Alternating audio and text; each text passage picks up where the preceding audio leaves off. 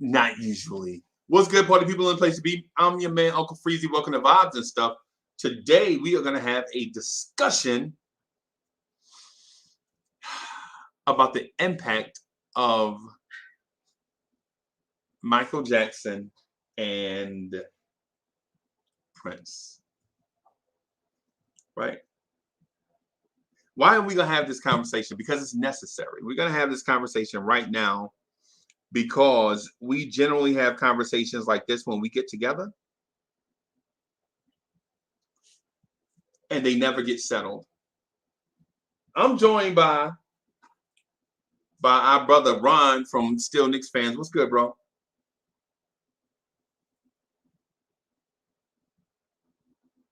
He here. He probably getting something. So anyway, welcome to Vibes and Stuff. Right? So what we should start with a little history lesson.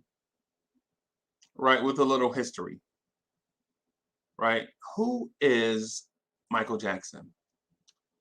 And who is Prince? Where are they from and what were their musical influences?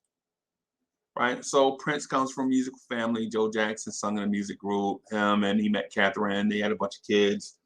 The kids sang together. Quincy Jones produced a song. Then blah, blah, blah. Next thing you know, Michael Jackson is the biggest thing on the planet. Prince is the son of musicians. Father was a fairly decent musician. Blah, blah, blah. Bodega Wi-Fi was good. And so Prince's rise to popularity came at a time when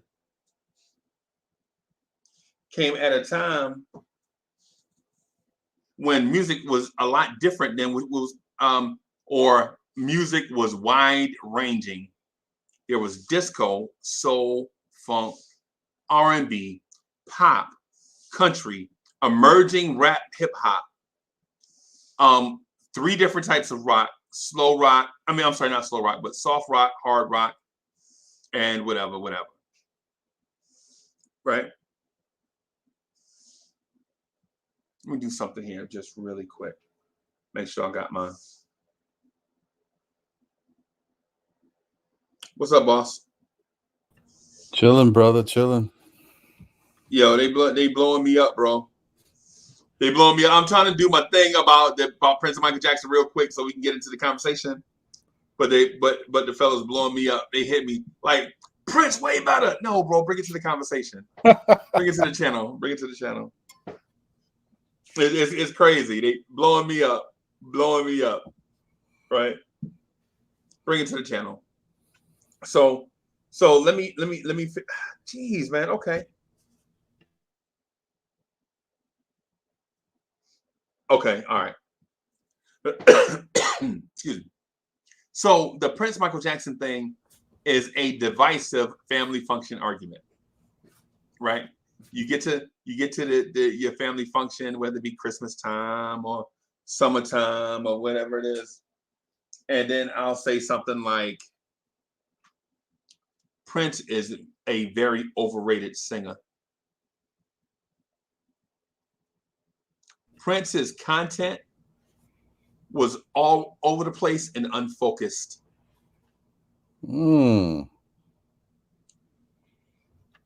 Okay. Prince's claim to fame, or not claim to fame, but the best thing about Prince is him being away from the microphone and being on instruments. And it drives people crazy. I can see that. Michael Jackson never had flops. Prince, on the other hand, had some duds. Under the Cherry Moon, Graffiti Bridge. Hey, man, but listen, let me tell you, I liked. There's something about Graffiti Bridge I liked. Under the Cherry Moon was trash, but I liked Graffiti Bridge for it had something in it. I hear you though. There was some substance there. There was something. I think what happened was Warner Brothers felt like they can keep giving Prince a low budget and he could keep turning out Purple Rains. No, that's not how this works. You know what I'm saying? Purple Rain had a small budget and it was kind of it went beyond the budget because of the characters, right? Morris Day and others actually made Purple Rain what it is. You know what I'm saying? That when the bartender was like, "Kid, don't you get up there and do that song," and he did "Darling Nikki" anyway. Yeah. You know what I'm saying? Yeah. Hey man, you know what I'm saying? So yeah. Michael Jackson, however, you don't remember Michael Jackson ever having duds. Even when his albums didn't sell as much as you thought they would, they still sold 10, 11, 12 million copies just off his name alone. And to be honest with you, Prince's biggest hit, whatever you say it is, won't touch Michael Jackson's top 10 hits. Right? Because all we have to do is, so for instance, what do you think is Prince's biggest song? When Doves Cry? I think it would, I think it would have to be When Doves Cry. Right? When Doves Cry, right, is say that's Prince's biggest hit. It's not even in the same stratosphere as Billie Jean. Billie Jean was not just the song of the year. For a while, it was the top grossing song of all time. Of all time. Okay. Bro, okay. You're talking about of every song ever, including Happy Birthday. You know, Happy Birthday is a song that's copyrighted and owned by a family, right? Every time you sing it, they're supposed to get paid for that. Right? They own the rights to it, right? So even that song, but when you hear Happy Birthday sung in the movies, that they family get paid off that. Right? But Prince, however, AD was good. What's good? What's good, Ron? I'm crazy. What's going on? I'm bashing Prince right now. Oh, I'm surprised at that. Yeah. I'm bashing Prince right now. And not because I'm not bashing Prince overall. Hey, Chuck, what's good, bro? My fault. So, what's up, Unc? Hey, they not. I'm bashing Prince right now, bro. I'm giving it to Prince right now. Wait a minute. And wow. And the chant, the virtual chant is not in an uproar. How you bashing Prince? Wait a minute. Let me let you get it out. I'm coming late. I apologize. Let me. I gotta let him. Hey, Ron. What he say ain't all wrong, but I don't know about top 10 Michael Jackson hits. Ben Doves Cry is a beast, B. But I hear you keep going. Hey, so did you see Chuck Allen and AD come in as soon as they heard me bashing Prince? They started getting all emotional. And this is what it sounds like when doves cry. Actually, I love them both, but I'm a Mike fan. Okay. You know what I'm saying? It's really about MJ. I'm gonna say this because I didn't hear the beginnings of where you were coming with in the comparisons or whose verses, who's better or who's not.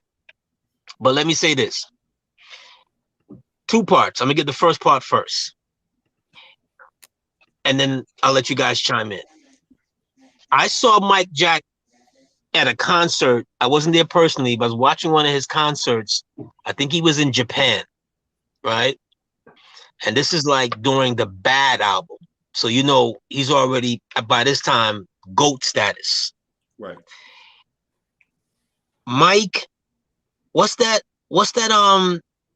air jet thing that NASA had like 30 years ago is the first thing that man could fly around with that wasn't in a plane kind of thing. The rocket pack. Right, the rocket pack. Okay. Yeah.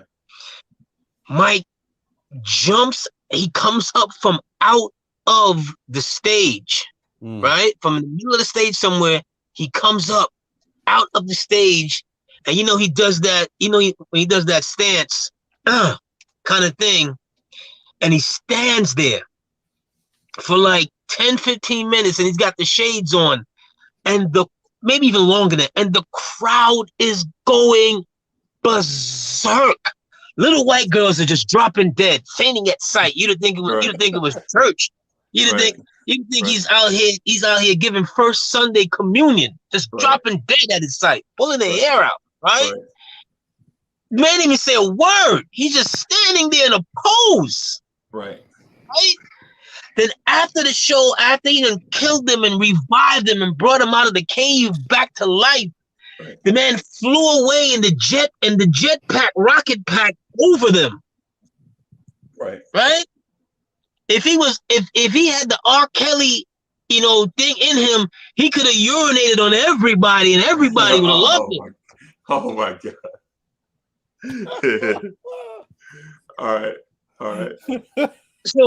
So that right there is my first memory, and just seeing him do that, I had my Hercules. That was just it, because ain't nobody even done nothing like that before. It was just, you talking about what, 75, 100,000 people out there just watching this dude. It had to be 100,000 people, because he didn't do concerts for less than that. I remember the record was 108. Yeah. At least, right? Right. Part 2 to this. I'm in BB King's one night, and I went to see Avant for my birthday. So we're talking about 2000, I think, in 7 or 6. And if you've been in BB King's, BB King's, it's like we talked about last night. It's dinner, sit down kind of thing. 30 people around the table, kind of thing. Hard Rock Cafe. Exactly. Yeah. They in fact, I think they're right next door to each other in the city, or close, something like that. Okay. And the show was good, but I didn't like all of that, because you can't really move. You know what I mean? You can't really really enjoy. So when we get up and we're leaving, they have like upcoming guests that are coming to the show, to that arena or that venue. Right. And they had Prince's picture as an upcoming guest. Okay. BB King's can hold, without, fire marshal limits, 250 people. Right. Mm-hmm. The first time I had this argument, I said, let me tell you something. If they announced that Mike Jack was going to come here to BB King's, they would have to rip down, reconstruct the whole block. Yes. They'd have to do that giant stadium. You're talking about they'd have to rip down that whole block. The mayor would have to issue city ordinance. Right. As far as the kind of traffic control that you would need to have that kind of pandemonium. I'm not saying Mike is better, but I'm saying you couldn't that's like putting a lion in a fishbowl. That would be impossible. Okay. You'd have to have like 100 shows out the year, back to back to back, to satisfy his fan base. Mm-hmm. What's good, Trevor? You just couldn't do it. Right. So that's my part 1, part 2. Yo. You just couldn't, because Mike was just that. We watching the Jackson 5 cartoon when I'm like 6, 7 years old. Right. So here's the thing that I think may bring the debate a little closer together. Prince was 100% totally original and took pride in his origin. He created his own lane out of nothing. No. And made that lane. Yeah, man. No. Yeah, no. Man. These are knockoffs of James Brown and Jackie Wilson. Stop it. No. If those two men heard you say that, they would absolutely take you to the wood shack and tell you to go pick the switch you want. Those are sons. Both of them are sons of James Brown, Jackie Wilson. James Brown wants you to believe that because James Brown was an egomaniac. Right. Jackie Wilson, though, Every superstar, every superstar is an egomaniac. Jackie Wilson, though, was the coolest. I think Jackie Wilson was the coolest dude that had ever existed. I remember when I was little, I used to comb my hair backwards. And listen, I was BDB now. When in order for me to comb my hair backwards, it was a struggle. I had to do like the two hand. You put your to comb my hair, but I used to comb it backwards for Jackie Wilson, bro. But listen, Jackie Wilson was not doing innuendo like Little Red Corvettes. No, I mean his music, if you want to say his music, but style and showmanship, those guys, like when you watch James Brown. Yeah, but Jackie Wilson and James Brown didn't play instruments like Prince, bro. He played every instrument. Yeah, but look, I'm saying he plays every instrument, but and this is to James Brown credit. James Brown can tell you when you wasn't on the one. Right. He got a 20-piece band, and he can tell the lead saxophone, dude, you don't sound right. I don't play that instrument, but I know how you're supposed to sound on this groove. Right. You see, that's where his genius. I'm not saying. I'm not trying to. I'm just talking about you. They both picked up the ball and just ran with it. They both got there. You know what I'm saying? Like those guys took it a certain length, and then Mike took it, and then Prince took it, and they all kind of they just took it to their own. Everybody, you're never gonna Mike's audition tape to Motown. He's doing James Brown moves at 8 years old. When you see him in his audition tape, those James Brown moves he doing. Right. Swiveling around on the floor, doing all of that. You know James Brown, that smooth stanky leg that he used to do, early that MC Hammer took. You know what I'm saying? Like these are sons. I thought you was gonna say Frankie Lyman. I thought you was gonna say Frankie Lyman. That's what I thought you were. There you go. Another one. These are sons. These are lines of. You know what I'm saying? All the way to Sammy Davis. This is the line. This is the heritage. You know what I'm saying? So I'm not saying what you're saying is incorrect. But as far as 100% originality, I don't know about that, bro. The Prince is, and so I bash Prince, right, for overdoing it, right? But it's kind of like how I bash the arguments for when we talk rap about Tupac overdoing it. Like people say Tupac when he died, he had 7,000 songs, and it sound like it. God damn! It sound like he got 7,000 songs, bro. It sound like it because I mean the record label, they thinned him out. You know what I'm saying? They made him into puree. Right. You know what I'm saying? You're taking conscious thoughts, and just to sell some records, you just throwing it on anything with anyone. Well, who was Warner Brothers at the time though? Who was Warner Brothers in the grand scheme of things when Prince came from out of? Because Warner Brothers was a weird company. Remember, they owned Batman, they owned Prince, they owned a whole bunch, but they wasn't really making that much money. They wasn't like a Sony or a mega company at the time. So when they found something, I'll give you an example. To me, Controversy as an album was just as good as Bad by Michael Jackson as an album, right? But when you listen to certain songs on the album, Prince is the pen game. I'll give you an example. When you listen to Do Me Baby, right? And you listen to I'm Bad, Michael Jackson is such and such and such. I'm bad. You know it. That ain't, what is that? You didn't have to travel to a foreign country, lock yourself in a hotel room, be a hermit, and get into deep thought to come up with these lyrics. This is, yo, Mike, do a hook. Oh, I got one. You know what I'm saying? I'm bad. You know what I'm saying? It just happened that LL had a song on the radio that was #1 like the year before, named I'm Bad. How original is that? You know what I'm saying? Prince.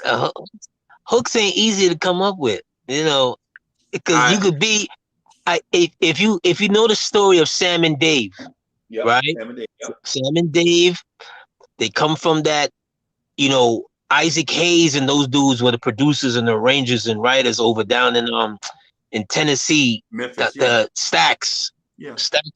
Stax recording company, and Sam and Dave got a record called Hold On, right? You know the record, Hold On, I'm Coming, right? Yeah. And they got the whole record laid, right? And they don't got the hook. And Sam, and they're up middle of the night, and Isaac is like, yo, I don't got this. And his other man is like, yo, Dave in the bathroom anyway, hold on. Isaac goes, bang, that's it right there. Yeah. And Dave is like, I'm coming. And Isaac goes, bang, bang, that's it right there. Hold on, I'm coming. You done been, you see what I'm saying? You done been in one room all night, probably eating KFC and old Chinese food, and you ain't wash or nothing, and it took you a week to get that to Hold On, I'm Coming. And that record right there takes Sam and Dave to a whole nother. There's another one. If you ever seen Sam and Dave routine, you'd be like, they fathers too. They the fathers of this game too. Come when you see them and they're doing their I'm on my way. Or when they do Soul Man, stop it.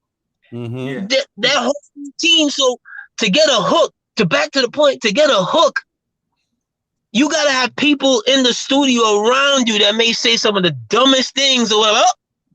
We'll take that. What's that? Yep. We'll take that. The creative right juices. Right yeah. Right? So hold on, I'm coming. I'm going to the bathroom. Hold on, I'm coming. Yeah, I get you. I got you. The whole step, but I still disagree though that Prince is in that vein, because Prince himself is a master musician, right? Master musician, right? Yeah. Michael Jackson is a master entertainer. You know what I'm saying? He came out the womb. Remember, Randy used to be the lead singer of the Jackson 5, but he wasn't Mike. Mm. You know what I'm saying? Mm-hmm. And Papa Joe knew that. Yeah. Randy's still mad, probably. That should have been my $6 billion, Daddy.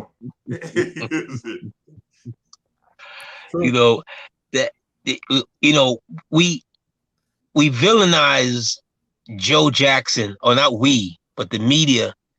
And I remember I was having this argument with this dude one night, or not an argument, because people who lack intelligence and patience argue. We were having a civil debate. And he goes, Joe Jackson put his children out there. He was nothing more than a pimp. And he's nothing more than he wasn't a real man, because if he was a real man like myself, he'd went out on the corner and went and done got it.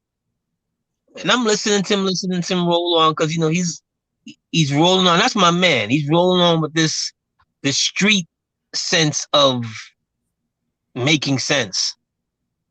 And I stopped him, when he's done. And I said, well, Joe Jackson comes from Gary, Indiana. Yep, Gary, Indiana. He got 12 kids and a wife and himself to feed.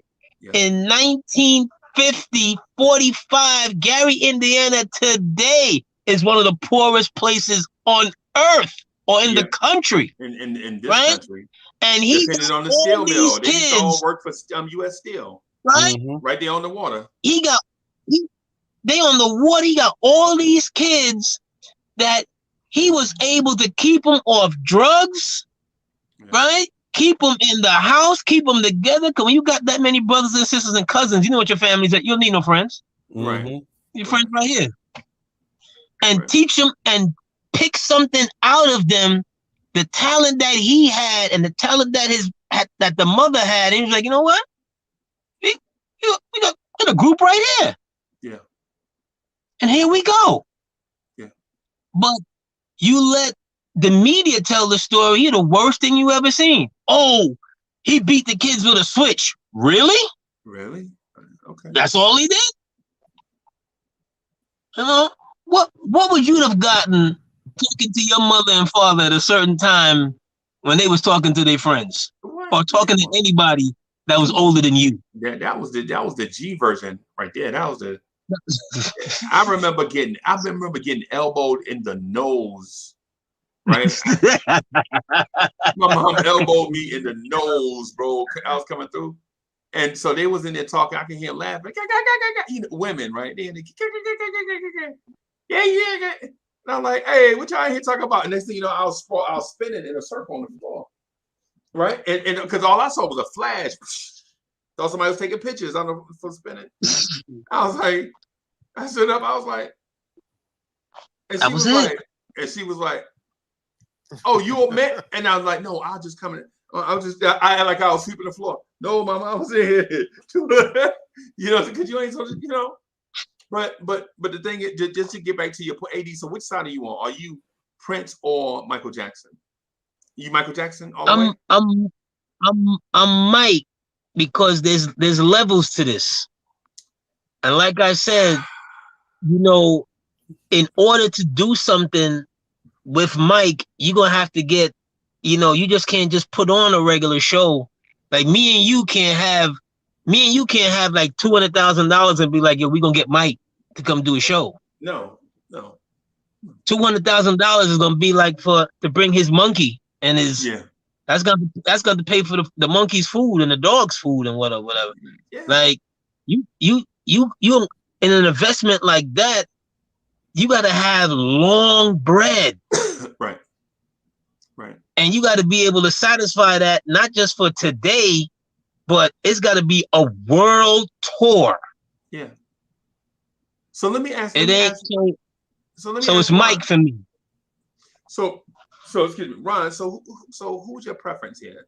Are you a Prince fan, or which one is your preference? If you had to choose one, which one would you choose, Prince or Michael Jackson? If I had to choose one, right. It's Prince. I mean, let me tell you. No, I'm just joking. It's not Prince. It's Mike. And it's easy for me. It's Mike hands down, and this is only because I like a lot of the stuff that I've heard from Prince. But when I decided to say, I said, man, this guy Prince, like he makes some really good music that I really like. But I didn't realize that he was out so much earlier. I mean, out before I was born, out so much earlier, or maybe not before I was born, around that time. So there was a lot of music that he put out that I never got to hear. And I said, let me go back into Prince's catalog and really listen to his musical genius and the things he put out. And as I went through his catalog, what I realized is there's a lot of songs that Prince has made that I didn't like. Right. So he had really good songs. Like he had great songs, but they were sprinkled into some of these albums. Like if you look at a Prince album, it's very rare that I can say, for me personally, that, you know, his albums in totality are classic. There's 3 or 4 songs maybe on one album that I might say, hey, you know, this is a really good album. But a lot of his older stuff, I just couldn't get into it. Like there may have been 1 or 2 tracks that I thought were pretty cool, but I'm not that deep into the Prince, you know, library to say that I love everything he's put out. Right. Michael, on the other hand, has just made a lot more songs that I can listen to that I like, and I think he's made classic albums that are much better. So that's pretty much it. I mean, that's the thing, because I like Prince for his showmanship and his talent, his originality when it comes to his musicianship. I think he's incredible. And even I also like the fact that I think he's a better singer than Mike is. Only because hold on. Only because I think Mike has one lane, like his voice is one thing. Prince has a high octave, like a high register, and he's got when he wants to sing, like when he sings on When Doves Cry, like when he brings out the bass in his voice. Like he's got those 2 different things, which I think, you know, is is a nice little thing that he can do. But yeah, I'm going Mike. I said all that to say this in my G-Man voice. Mike all the way. Oh wow. Wow. Wow. But that's no. You see, for me, that's no slight. I'll give you something that's a caveat for Prince that I think that it makes a difference in this conversation. Prince did Purple Rain. Mm-hmm. Not just the album, Mm-hmm. the movie. Mm-hmm. The movie. Which is along those classics that we talked about the other day. Like nobody knew about Morris Day before Purple Rain. Mm-hmm. Right. Nobody knew about his sideman Jerome.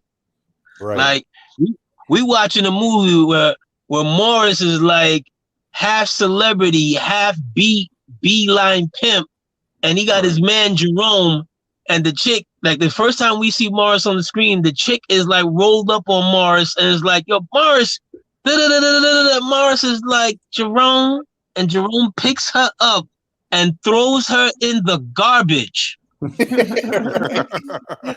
Right. Picks her up and throws her in the garbage. You imagine, you think about that, right? That's 30 years, that's over 30 years ago.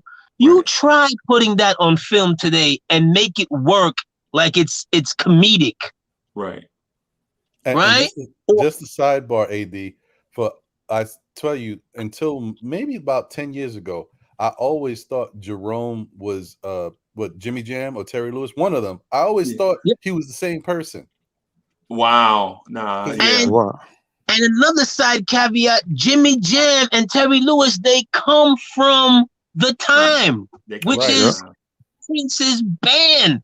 That whole, you know what I'm saying? Like that, just that whole thing right there. The whole Minnesota sound, the whole Minneapolis sound is Prince. Minnesota sound is incredible. And you don't want to give it all the credit to Prince because he was one of the players out there and that was just their sound, but he's the one that comes out the gate. Yeah, I'm willing to give Prince all the credit for the Minneapolis sound, right? And here's why. So when you rank music in terms of city, right, immediately people want to anoint a certain city as the such and such sound, right? But there are other cities and places that have better music. Like, to me, in my opinion, New Jersey has the best music, right? Not New York City, New Jersey has better music than Boston, than Oakland, than Detroit, than Philly, than Atlanta, right? Whatever. Ooh, bigger than the Motown sound. Motown might be ranked 8th. You're wrong, but you're entitled to your own ignorance. That's fine. Okay. So, hey, what's up, boss? What up? Can I add something real quick? What up, fellas? Sure. I hear what y'all saying, man, and I hear what y'all saying about Prince, and that's crazy. But I'm just here to tell y'all, like, Prince is cool and all that. You know, I mess with Prince. You know what I mean? His sound, but he stole his whole sound and his whole get up from my man Rick James, man. Let's don't forget that. Wow, you the second person. The third person. Yeah. Let's don't forget that. Don't forget that. He took Rick James' whole style and ran with it. Let's don't do that. Hey! I heard somebody told me that too.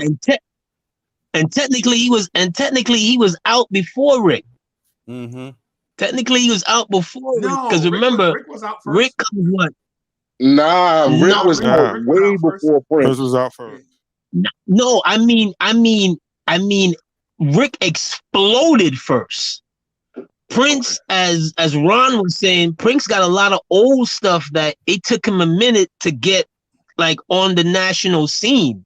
Right. So you're right, Big Bean. When we see Rick James and them high leather pink boots, he was doing that first. Yeah, he took his style, he took his fashion, he did all that, man. Shout out Rick James, man.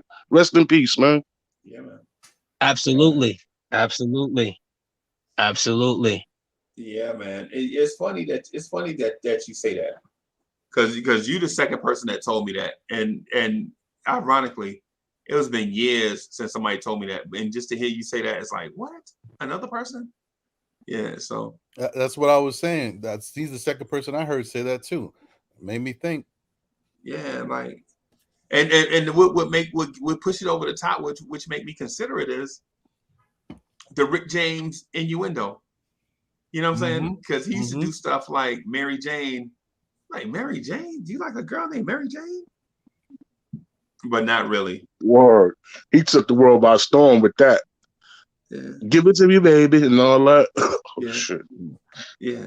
And you know what? And just when you think about it, like they are very, very similar. The fact that they're both musicians who can play tons of instruments, they're creative, they write and they produced for others. They launched other people's careers and gave them the sound that was popping. Yeah, I mean, I can see it. Rick wrote a lot of joints for people, Rick man. James. Oh, go ahead, Chuck. Rick took Prince on tour.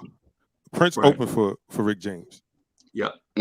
So yeah, he wrote a lot of songs for people too. Don't forget that he produced mad mega hits we wouldn't even know about. Right. Like I didn't even know he produced that whole Mary Jane Girls. That was all Rick James. Rick James, yeah. All night long. That was all Rick. Yeah. Yeah. I had that record, that album. And you know how big that record was. You put that on a female, definitely about to start singing. Yeah. Come into my bedroom, honey. Come on, stop. Let's stop. Absolutely. Absolutely. Absolutely. Absolutely. But it's hard to have, you see, the thing is, it's hard to have two whales in a shallow, you know what I'm saying, in shallow bits of water, because one is going to tell you that that's mine. Right. You know what I mean? Like one is going to tell you, and you could both be creatively genius, but if one gets it out first, the thing, the other one's going to say, like, you know what? I was doing it too. You know what I'm saying? You just didn't know I was doing it. Right. The thing with Rick, and it's like anybody who's a superstar and no one can tell you no because you are generating that much cash. And the record label is giving you anything you want plus anything you don't want, right? They're giving it to you. Rick lost his focus. Rick lost his edge. Prince never did that. Prince, I've heard stories of Charlie Murphy saying that Prince playing basketball. Prince think he a hoop star. Right. Prince out here running 2-3 miles every day. For me, Prince is, the thing that hurts him is that he steps on his own music because he was so into it, making songs. And sometimes you gotta let the consumer sit with something. You see, Mike would go away for a couple of years and come back right on time. Right. You was already sitting with it for a couple of years. Like you sitting with Off the Wall 40, 50 years later, you still gonna sit with that. By the time he comes back with Thriller, you were like, all right, it's right about that time. And for a second, Thriller was so big, you almost forgot Off the Wall. Right. And you see? I was thinking, one of the bigger things, differences between the two of them is that they're both perfectionists, right? They both have this terrible necessity to be as perfect as they can, which nobody's perfect, but listen, that's the type of music these gentlemen put out. But the difference between Mike and Prince is Mike found the sound and he would try to perfect that sound, whereas Prince didn't like having the same sound all the time, so he was like overly creative, and that's why he gave us some stuff that maybe we didn't want to hear, we wasn't ready for, but in his mind, wasn't ready for. Yeah, it was this is the joint, like this is the sound. He was always trying to introduce new things and new sounds because he got bored and tired of the same old thing. And I guess that's what made him that type of musician, that his musicianship was bigger than I think the other stuff for him. Like it was about the sound, not even lyrics, and it's the sound. Yeah, plus let me add something to that. Um, Prince was like one of the first artists that really, you know what I mean, was into keeping your masters and all that. That's why he Yeah. didn't drop a lot of music at that time too. Like Yeah. he was like, if I can't have my masters, I'm not doing it. And Right. then when they finally gave it to him, that's when he broke back out. Mm-hmm. Like Dove Cry, that's one of my favorite songs. You know what I'm Yeah. saying? I listen to that all day. But yeah. Yeah, man. He's got monsters. Adore. Adore You is know a what I mean? monster, Or is a bro. The jam. Adore, oh, the Adore oh, remix. Oh, and Like Insatiable. You remember Insatiable? I remember Oh my Insatiable, yeah. God, he's got like my boy's like the biggest. My boy and his mom's, God rest her soul, were like the biggest Prince fan. My boy got he got stuff I've never even heard about. He got bootleg stuff Oh like wow. from way back when. I'm like, dude, where did you get? But like I said, he's an artist that's so focused in the craft that, you know, when he's tired of his music, we just getting it. You understand what I'm saying? So it's Mhm. like I'm gonna keep pumping it out, and then the label don't care about the consumers and how they listen to music. They just like, yo, your last record sold 2 million or 3 million. Your next one's gonna sell 8. Yeah. Your next one's gonna sell this. Yeah. And when it doesn't sell what it's supposed to sell, they then pull it back. Or you got to go off on your own, girl. No pun. You got to go off on your own to go I figure see out what how you you gonna did get there. this. You see what I'm Right. saying? How So you gonna now repay this debt? Yep. so now it's struggle time a little bit for the artist. That's a game, this entertainment game. I've never had a day in my life, as much as I love the artistry and everything about creating and just love seeing their stories. There's never a day in my life I ever wanted to say, well, I want to be involved in that game. Right. Me either. And, Me either. and that's another reason, point for Michael, that I think that Michael, his expectations for greatness and the way he perceives his show, his how he entertains and his showmanship and what the fans want and appreciate from him. I think that drove him to certain levels of neurotic behavior when it comes to the Right. music. Right. Right. Because I mean, listen, Thriller. right. I mean, that album. I mean, come on. That album is phenomenal, right? And the Right. fact that when they were all, I mean, pretty much they felt the album was It- done. He takes the album in the room and listens to the album, starts crying because he's so upset about what he hears. And the Right. album was phenomenal, Right. but Right. he wasn't happy. Right. And so there were some songs on. Oh, okay. So let me do this. Let me ask you this, Chuck Allen. Which album, if you had to keep one and Yes, sir. throw the other one in the ocean, which album would you keep, Thriller or Purple Rain? Oof. Keep one, throw the other one in the ocean. Yeesh. Eh, and y'all might kick me out of the virtual chat. I'm keeping Purple Rain because I love Off the Wall better than Thriller. Okay. Ooh. Okay. That makes sense. That makes sense. Okay. I like Off the Wall too. All right. Let me go around the room. Beans. You keep one, right? You throw the other one in the ocean. Which do you keep? Listen, I'm not even gonna play Thriller with you, man. Thriller, or man. Thriller. or I'm Purple? not even gonna play with you. Oh, okay. AD. You keep one, throw the other one in the ocean. Purple Rain I'm or Thriller?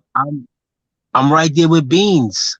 I got it, but for one reason, I love Off the Wall better than Thriller, but Thriller has my favorite Michael Jackson record on it. Human Like Nature. Lady, no, not even. I love Human, but Lady in My Life. Yeah. Yeah. That's it. Yeah. That's And it. when LL did the remix of Boys to Men, Mm. using Lady Yeah. Mother. Yeah, Yeah. man. Hey, Yeah. so Ron, let me ask just real quick. Hey, so you got to keep one, throw the other one in the ocean. Thriller or Purple Rain? Chuck stole my thunder, B. I'm keeping Purple Rain. And it's 3 for Purple Rain. I'm throwing Thriller in the ocean. I would rather keep Purple Rain. And the reason being is because I think this song called The Beautiful Ones is the best song on either album. Oh God. Beautiful Ones is a dope song. The Beautiful Ones is a dope song. You remember Take Me With You? Yeah, of course. Bro, when Prince rolled out of town and he had and they were playing Take Me With You and they transitioned into When Doves Cry. Bro, come on, bro. I don't know right there. You just called out my second favorite record on that song, like Human Nature, like that. Oh, like Mike's see, this is my thing with Mike's music. Another thing with Mike's music. Mike's music can have children. Like you literally, Mike's music, SWV 10 years later, right, takes that. You have Downtown. Yep. 20 years later, Chris Brown takes that She Ain't You remix. Yep. You could do that with Mike's music, like you just said. LL and Boyz II Men redid that, and it was a seamless transition. Yep. And you're not even hearing LL and Boyz II Men per se. All you hear is dun-dun, dun-dun, dun-dun, and all you think, that's Lady in My Life. It's right there. Yeah. And don't forget, It Ain't Hard to Tell, the Nas joint where Nas used It Ain't Hard to Tell, and I ain't even touch Beat It yet. I ain't even touch Beat It. I ain't even touch Billie Jean. I ain't even touch the literally Thriller may be the greatest video in the history of videos. Yes. Yep. The biggest video in Thriller is the biggest album ever sold. Number 1 album. I have to agree with that. Yeah. But if you ask me if I have to keep one and listen to forever or throw the other one in the ocean, I can't listen to that bubblegum pop stuff for the rest of my life. I gotta have something with some substance. Cause you can't just say, just beat it. You thought you was tough, get yourself out of town, just beat it. No, bro. Yeah, the lyrical content, the lyrics is trash, bro. They just took advantage of my man's ability to sing. You know what I'm saying? Can I say something? I'm sorry. Go ahead, bro. I wasn't here when y'all initially started the conversation, Prince or Michael Jackson. For me to choose one, you would have to ask me that question in different points of my life, because as a kid, I love Thriller. Right. I have a relative that is literally the only album that she has, and every time we would go to her house, that we would listen to it. Yes, it has some of the most incredible songs of all time, legendary. All these songs stand the test of time on their own. But like Unc said, when it comes to the lyrical content and the message of these records, like Prince's Untouched. Yeah. Not for nothing, if we talk about artistry, Michael Jackson had a lot of his songs written for him. Right. Yes. Prince wrote his own music. Right. Arranged his own music. Played the instruments on his album. So but do you take away points for that? Like, if you sung it, you know what I'm saying? It's like Jay-Z said, you made it a hot line, I made it a hot song. And if it ain't for you. My bad. Go ahead, dude. No, go ahead, Beans. No, go ahead, Beans. I was gonna say, like, I understand that, but then you gotta think where Mike started. Mike was doing this since he was 5 years old? Yeah. Yeah. You know what I mean? So let's don't forget that, how long he been. And then if that's my word, if I can remember, Thriller was the first video I remember, like I could recall seeing in my lifetime. Right. Word up, like, and then how I felt when I seen that video was like I had to go in the room and lay down. And dude, and the star of the video is Vincent Price. Vincent Price, yes. It's Vincent Price, the egghead from Batman. Yes. Vincent Price is the total with the background and the voice. Yeah. And what? Yeah. Dude, I wasn't even a Mike Jack. Dude, that dude is another level. That's another level of, and they both gone. So again, rest in peace to those legends. Right. You know what I mean? But, you know, the thing is, see, Freezy gave me the best out possible, and I'm with Chuck 100%. And that's why it was easier for me to say I'd keep Purple Rain. Had Freezy said, would you keep Purple Rain or Off the Wall? Then you put me in the corner, Freeze. Because then I'm like, I love Off the Wall. It's just a better album for what I like to hear from Mike. Off the Wall had my... Come on, man. When you feel that beat, we gonna ride the boogie. Come on, man. Yeah. What are they starting something? Just work it. That's my jam right there. You better stop. Man. Stop. That's my jam right there. Yeah, you better be starting something. but on that album, there were terms or on that album and on Thriller, there were terms that you hear that Michael Jackson said that you had never heard before, and people took them and ran with them. It's like when the first time you heard Houdini say the phrase "One Love," you like, yo. Then you go outside, everybody's saying it. And when Michael Jackson said "Tenderoni," you know what I'm saying? You like Tenderoni? Yeah. Word. Those old pimp words from the early 70s, Tenderoni, all of this stuff. You ain't never heard that in a pop song before, right? You know what I'm saying? So I get that, but the thing about Prince though is when you hear "Take Me With You," the meaning of the song is, I don't care how much money you got or what your status is and all that stuff. All I want to do is spend the rest of my life with you. So wherever you going, take me with you, right? Michael Jackson, on the other hand, is beat it. And you like, what? Get out of town. And then when you look, Mike, you ain't even a tough guy. It doesn't help. Yeah, but you separating. Yeah, but you separating. Yeah, but you separating the lyrics and the instrumentation. You going straight lyrical, and like we said last night, there's just some songs that when you hearing that beat, it's that beat that gets you. It's the beat that gets you up. Cats don't start. Most 99.9% of the songs don't start a cappella. Right. Okay. Just don't. Okay. You see what I'm saying? A cappella stuff is church. Right. It's the beat that grabs you. But Prince made the beat though. Prince made his own beats. Mike didn't. Yeah, but what I'm saying is that what I'm saying, it doesn't matter.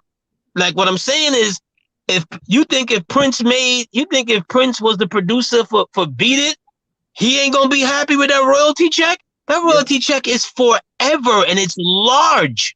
Yeah, Quincy Jones. You see what I'm saying? Quincy Jones, the same dude that made the thing for Sanford and Son.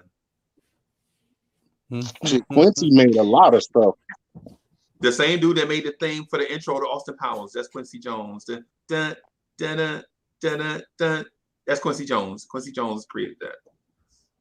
So Quincy Jones was a genius, right? But AD, what I'm getting at though is, go ahead, man. No, and he's happy.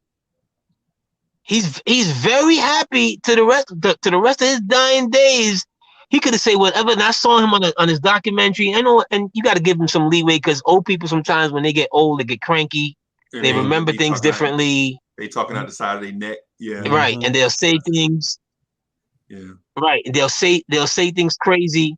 I'm like, dude, at the time when you was in the moment and Mike was doing it, Mike was the greatest thing since Swiss cheese. Yes. Word. and Quincy had, and ironically, Quincy was going through another divorce and a lull in production when him and Mike met in 76. When did Off the Wall come out? In 78, right? 80, 78? Something like that. 78, 77, something like that. Yeah, because they met. And Mike, yeah, because Mike said, "Hey man, listen, I want to go solo. I'm thinking about going solo, and I need some producers. I don't want to do the same old sound as everybody else." He didn't want to do the LTD, and this might be a little bit before your time, but he didn't want to do, you know, the Jeffrey Osbornes and what everybody else was doing. Oh yeah, you know, so he didn't want to do right. the Whitehead Peoples, and didn't want to do disco. Not totally disco, even though Off the Wall did have a real disco tinge to it. But absolutely, I was just about to say, Off the Wall, it's kind of like the bridge from disco to like smooth R&B kind of thing, because he had those kind of records on it. You know, PYT is what? PYT is what? That's a disco record. Yeah, yeah. Mm-hmm. Yeah, and so I disagree with you a little bit right there. I think this lady named Shannon took the torch from disco to R&B. Y'all remember Shannon? Let the Music Play. Oh yeah. What I'm saying is he had some of those. He had some smooth stuff that was like it was under, because Shannon's record, Let the Music Play, comes out in 1983. Off the Wall is in 78, 79. Okay. So the musical influence is already there. Okay. You see what I'm saying? Like some of that stuff is already, like when Shannon comes out with that is I'm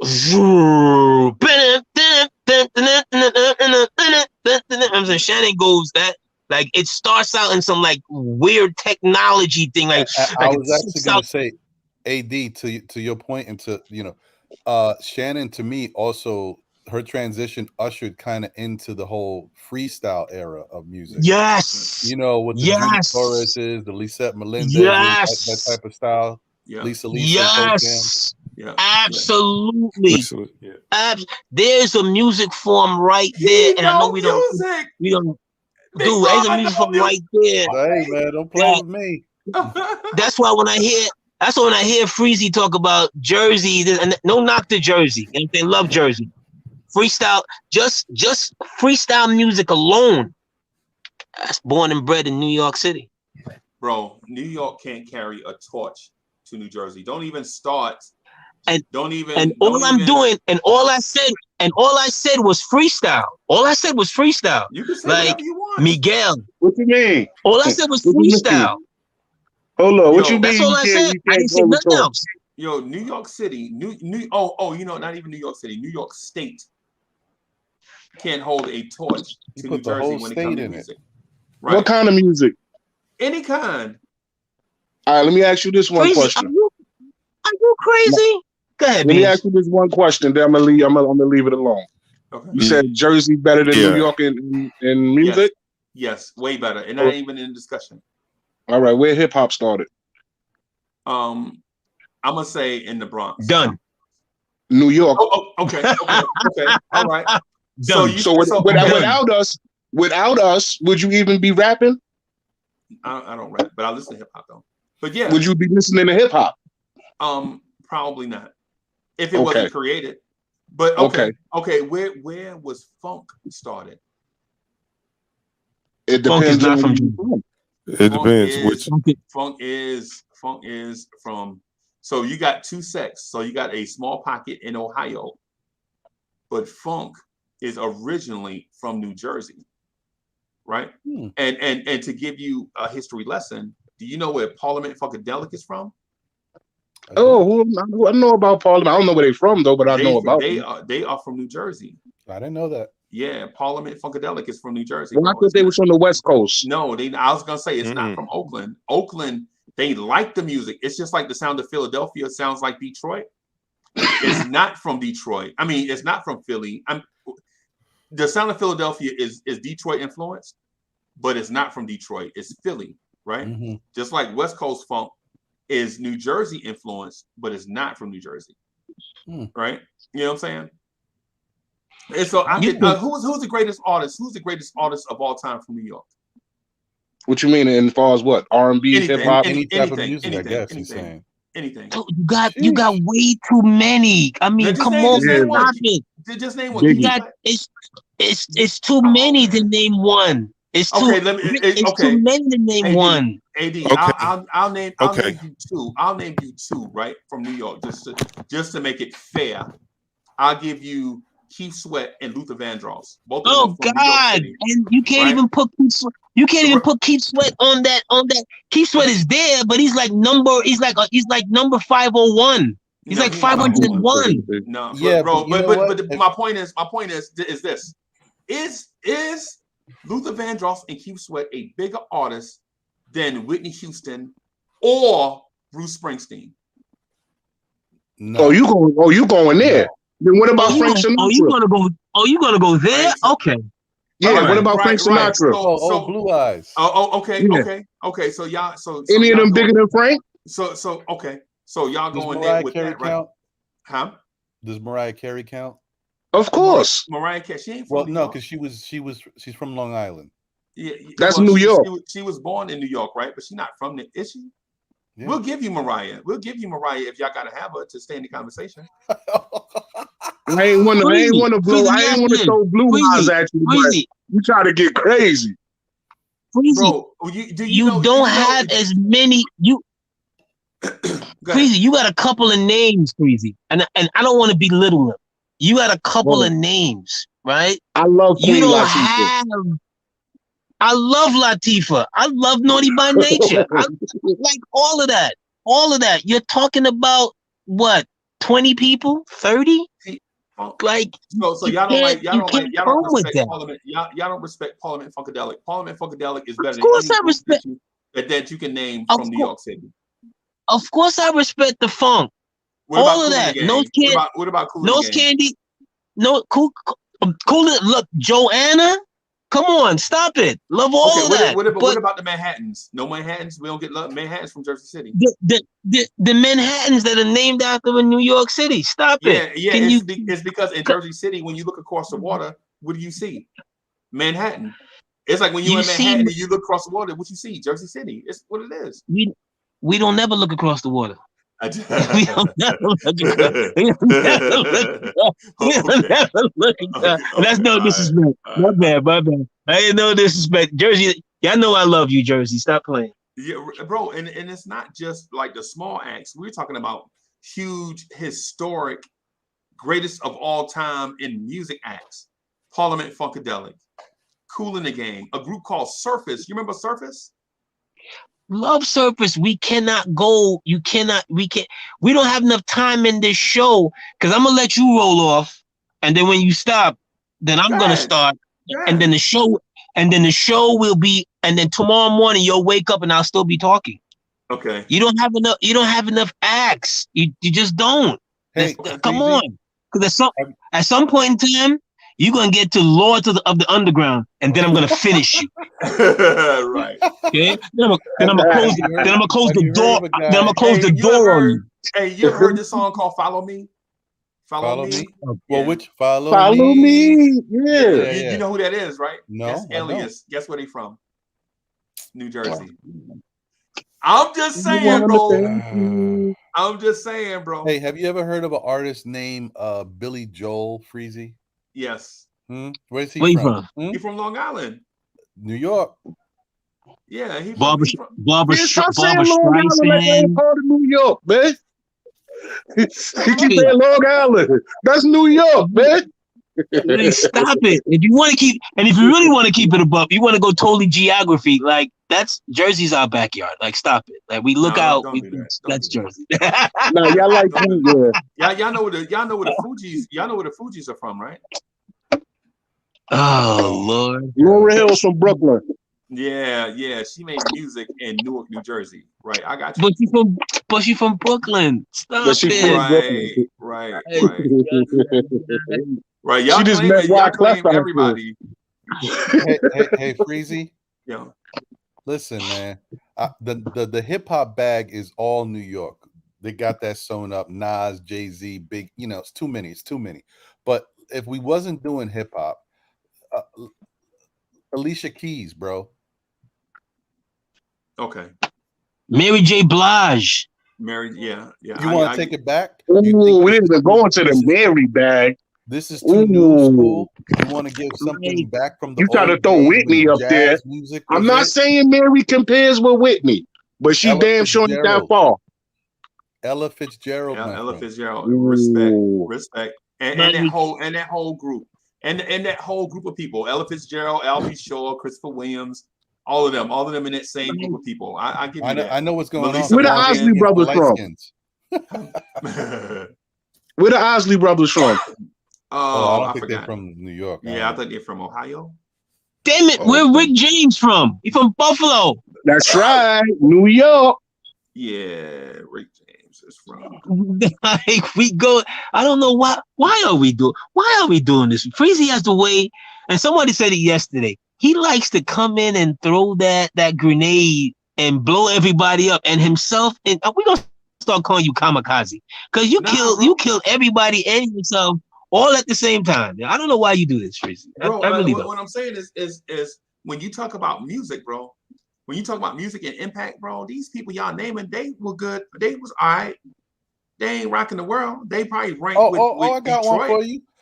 Here's somebody that's rocking the world, Freezy. Steely How Dan? about the lead singer of one of the best rock groups of all time? I think you know him as Steven Tyler. Yeah, okay. Okay. All right. How about all right, I'm gonna hit you with the fourth music that started from New York here again. Teddy Riley started New Jack Swing. Right. Where did he started at? Oh, but that was Virginia though. No. It started. He went to Virginia. He went Yeah, to Virginia. It started uptown. You're right. He went to Virginia. He's from Harlem. Because they got roots in Jersey City and in Harlem. Okay.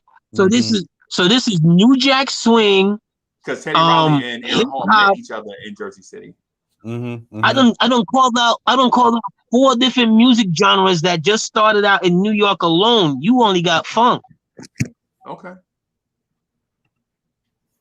Like that's no like who's the baddest Latina chick we knew when we was 16, 17 years? That's Lisa.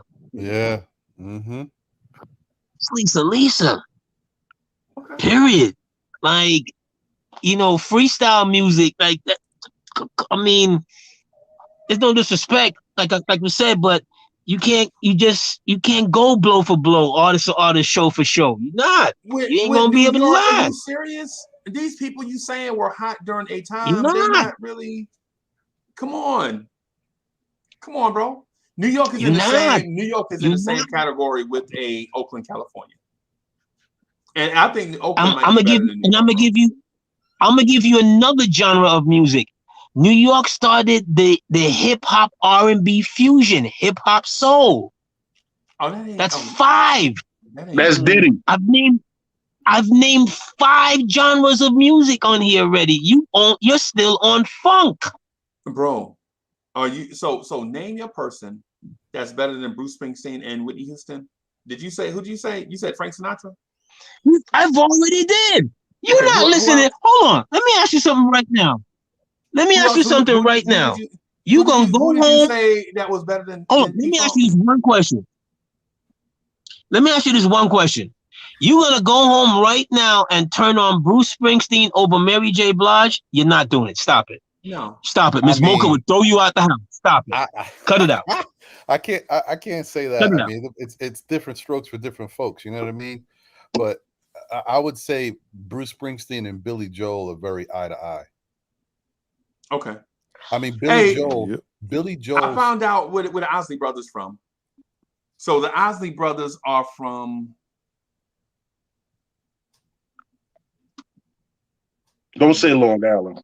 No, they ain't from no Long Island. No, they definitely seem like they Midwest to me. Yeah, I think. Hold on.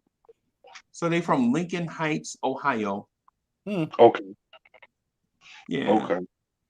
Yeah, that's my two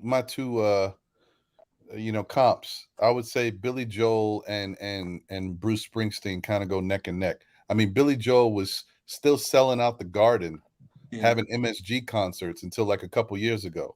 Right. I don't even know how old he is now. And then when you kind of hit me with the whole Whitney Houston thing, Whitney's voice may be, No, like you can't really compare to that. yeah, but You know what you I'm know saying? what? To That's what Whitney. Mariah Carey's for. That's her lane. Yeah. Yeah. She may Yeah. not be Whitney Houston all the way, because like I said, Whitney Houston is that there's just something special, blessed with Yeah. octaves. About But- Dionne Warwick and Thelma Houston Yeah. and Whitney Houston and all of them. Yeah. Yeah. They're from the same. All right, Yeah. all right, Yeah, all right. yeah, Yeah. yeah. All right. Yeah. Ain't what you call it from Jersey? Elton Who, John? Whitman? Who? He from No. he from Williamsburg, bro. Stop playing. Oh. Who? Yo, you see how you quickly threw Elton John out there? No, he ain't from Yeah. Jersey. He ain't from New Jersey. New Jersey. He from Yo, Jackson chill. Heights. Yo, chill. My sister. Yo, nah, he from Red Hook, bro. Stop playing. No, I know Jersey. He not from no Jersey. He from Bronx River, yo. Stop playing. Yo, chill, y'all. Feel crazy. Y'all got my chest hurting, man. Oh my God. So y'all think New York is actually, and I listen. Bon No Jovi is from disrespect Jersey, though. to y'all taking pride in from where you're from, because I'm doing the same thing. But at the same time, I just think, if you be honest, I think maybe places like Oakland, California, may have more musical influence than New York City's artists. Impossible. I've named you 5 subgenres of music that was created right here. So name somebody from Oakland.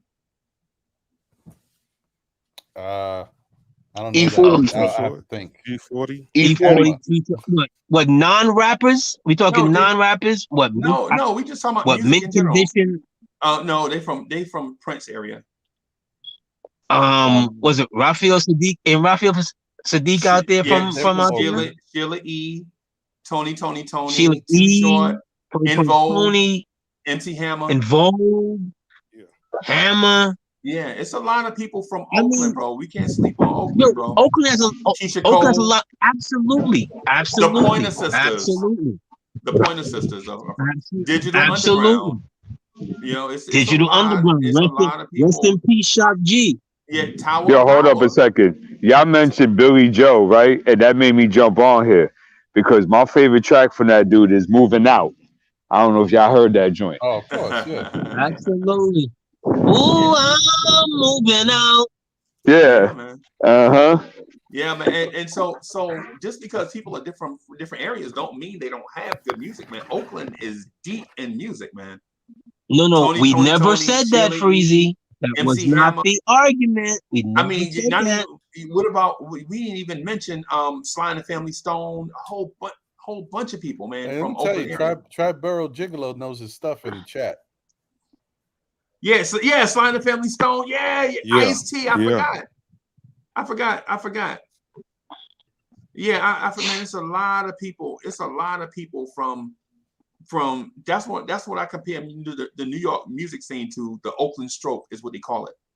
The Oakland Stroke. It's a lot of Oakland is a funk-based area with a lot. It's eclectic, right? But it's not New Jersey. They probably rank 3rd or 4th compared to New Jersey, bro. You know what I'm saying? I think New York is probably like 4th or 5th, because a lot of people from New York, they got a similar sound. Ain't no real, you know. I'm trying not to be disrespectful to New York, bro. But I will tell you this, Freezy. You are totally disrespectful. You're hanging on funk. You see what I'm saying? Like, I'll give you another one. Who created hip hop and jazz? Sugar Hill Gang from New Jersey. I forgot. Yeah. And where did they steal? And where did they steal their lyrics from? From Casanova, New York MC. Right. Casanova Fly. He one of the greatest poets. Casanova Fly. Again, like who created? Like I said, who created like jazz and hip hop? Is New York's music scene better than Detroit's music scene historically? No, but that's because of the types of artists have been really transcendent from the Detroit music scene. But if you take, like, you know, what Anthony D is saying, man, if you take out New York music, not having hip hop, not having no neo soul, not having the Yeah. hip hop and R&B fusion, not having freestyle music, that changes the game for me, B. I'm probably like It listening to changes Lawrence the Welk game or for something. everybody. Man, but It changes the game for AD, everybody. The listen, first person, the first group. Hold on one second. Half a second. The first group, right? Before the West Coast had a G-funk sound, which is funk music, right? The first group that was sampling those heavy funk stuff, EPMD. New York Ooh, artists. I forgot one. Anthony D. What about Beastie Boys? Another, like, it's just too many. This I'm trying to say with Freezy is you can't go blow for blow, toe to toe. You can't. Bro, it's already over. As soon as I said Whitney Houston, you should have just be quiet. I can't do that. I can't do that. You know why? Whitney 'Cause Houston got booed. Whitney Houston got booed at the Soul Train you know, concert. Stop playing. Like, Anthony D if you want to in my keep it a head, buck, man. you want to keep it a buck. Like, Whitney Houston got booed by her own folks. Mariah, Like, right, stop Mariah playing. Carey got booed too, Stop bro. playing. She wasn't Whitney Houston at that time, man. Let's don't do that. And She listen, went out like Whitney Rick Houston, James, man. she She had to went out go. like She Rick had to James. go get the help of Jimmy Jam, Terry Lewis, and Babyface to get her soul back. Yeah, well, But I hear you. after the Bodyguard, right? You talking about? Yeah. I know. I knew exactly. Keep it a buck. She never made soulful music. And don't get me wrong, there's more genres than soulful music, of course. And I love them all. But when someone has to, like, ask you to be soulful or interject soul in you, like, for you to connect to a certain audience, a certain demographic that you're trying to get to, that doesn't look too good when you are 5 octave. AD, listen, I feel you. I understand your point, where you coming from, bro. But I was alive in the 70s, and I heard the New York radio waves playing Christopher Cross Sailing on the airwaves in the middle of the daytime, bro. I remember Absolutely. Jim Croce. I remember New York Airways playing Jim Croce, Bad Leroy Brown, right, on the airwaves. Dude. So this premise Christopher Cross, of when you get such off and such. on the moon in New York City. Yeah, What? I remember the radio stations playing that, bro. So it's not like New York was set aside from everybody else. Everybody was going through the same set of musicians at the same time, man. Is what I'm getting at. Whatever was hot across the country, New York was playing it. I'll give you another genre. I'll give you another genre that starts here in New York. And if it doesn't start here in New York just took it, and it just was the biggest music up until hip hop. Disco. Disco gets his birth right here in New York. Now, what was more important, disco or funk? Funk. What was more important than music? Funk. Over disco? Yes. Oh, yes. I don't know. Because I wasn't born back then. Funk was around since the 40s, and it went through its peak in the late 60s, early 70s. Disco tried to take it out, but when disco went out, funk was, Cameo had a song called Back and Forth. Y'all remember Cameo, the group? Mm-hmm. Y'all remember Confunction? Mm-hmm. Y'all remember all them groups? Okay. They transitioned from funk to R&B, but funk was still around. Disco, however, was not around. Disco turned into, disco did not die. It rebranded itself with different names, like techno, house. Okay. House. Dance hall. Dance hall. Okay. Disco just rebranded itself just with a new image. Okay. Because I know people in here that right now know about 10 house music songs that they like. Yeah, of course. Like when you hear It's Time for the Percolator, so you like, oh, that's my jam right there. It's time for the percolator. Yeah. I've named you seven genres of music. 7. You're still on funk. You did bring up New Jack Swing too. I forgot to mention that as I well. brought up seven genres of music from this body of the world. Did you bring Where up was jazz? Studio 54? Oh, and we That's know, in New it's in the York. city. We know it's in the city. But is that I don't know if that's a good thing or bad thing. I don't know if you want that to be on your reputation or not. Listen, Studio 54. It's just like how you threw it's just like how you threw my man out with the bathwater. you didn't want Elton John in Jersey. Yeah. So y'all remember Elton John ain't from no New Jersey. See, and see, this is, you know what, the reason why New Yorkers lose the argument when it comes to certain stuff is because they pick out their favorite and don't just pick out any. Now, I could have lost easily 40 minutes ago when I said Whitney Houston. All y'all had to do was say Madonna, and I'd have lost, right? But Madonna is a huge act, right? And matter of fact, I remember my homeboy Phase D went to this club called the Silver Shadow. Anthony D, you remember the Silver Shadow? Absolutely. The Silver Shadow was like, it was a popping club too, right? In the city, right? He went there. He was like 17. They let him get in, whatever. He go in. He come back. He high as a kite. He like, yo, Uncle Freezy, yo, I heard this joint last night. Yo, this joint about to be a monster smash. And guess what he played? This joint called Borderline by Madonna. Oh yeah, okay. And I was like, so I'm a shorty, right? This is like, so I'm like 14, 15, right? I'm like, Phase D, if you don't get that soft mess out my radio, and he like, oh, and this is gangsters, yo. These are like dudes that live in the streets or whatever. These dudes is gangsters. So he like, Uncle Freezy, you ever talk to me like that again, I'm gonna punch your teeth to the back of your neck. I was like, Phase D, if you don't get that soft mess out of my radio, hey, he was like, yo, I'm telling you, this is gonna be a smash, Uncle Freezy. And if you remember, do y'all remember how Borderline come on? The song Borderline? Yeah, of course. I just heard it the other day. And so how it comes on, think about the songs that are out right at the time. Songs like Dear Yvette, songs like I Can't Live Without My Radio, Fat Boys Are Back, Sucker MC, and then the Borderline come on. I'm like, what is this? If you don't get this trash out, you're like, this is a smash. But so let me ask you this: why don't y'all claim Madonna and Freddie Jackson? Freddie Jackson was a megastar too. Because like we said, there's too many to name. Okay. All right. It's too many to go into. Cyndi Lauper, Freddie. Wait, if we sat here, we could just keep. What about Kiss? Kiss is another one. Like, there's too many. We're trying to show you some slack. Okay. Okay. All right. I didn't know Madonna was from Detroit. If Madonna from Detroit, then we got to move Madonna up. Because Detroit don't just rest on the Motown sound, because Detroit got Madonna and Eminem.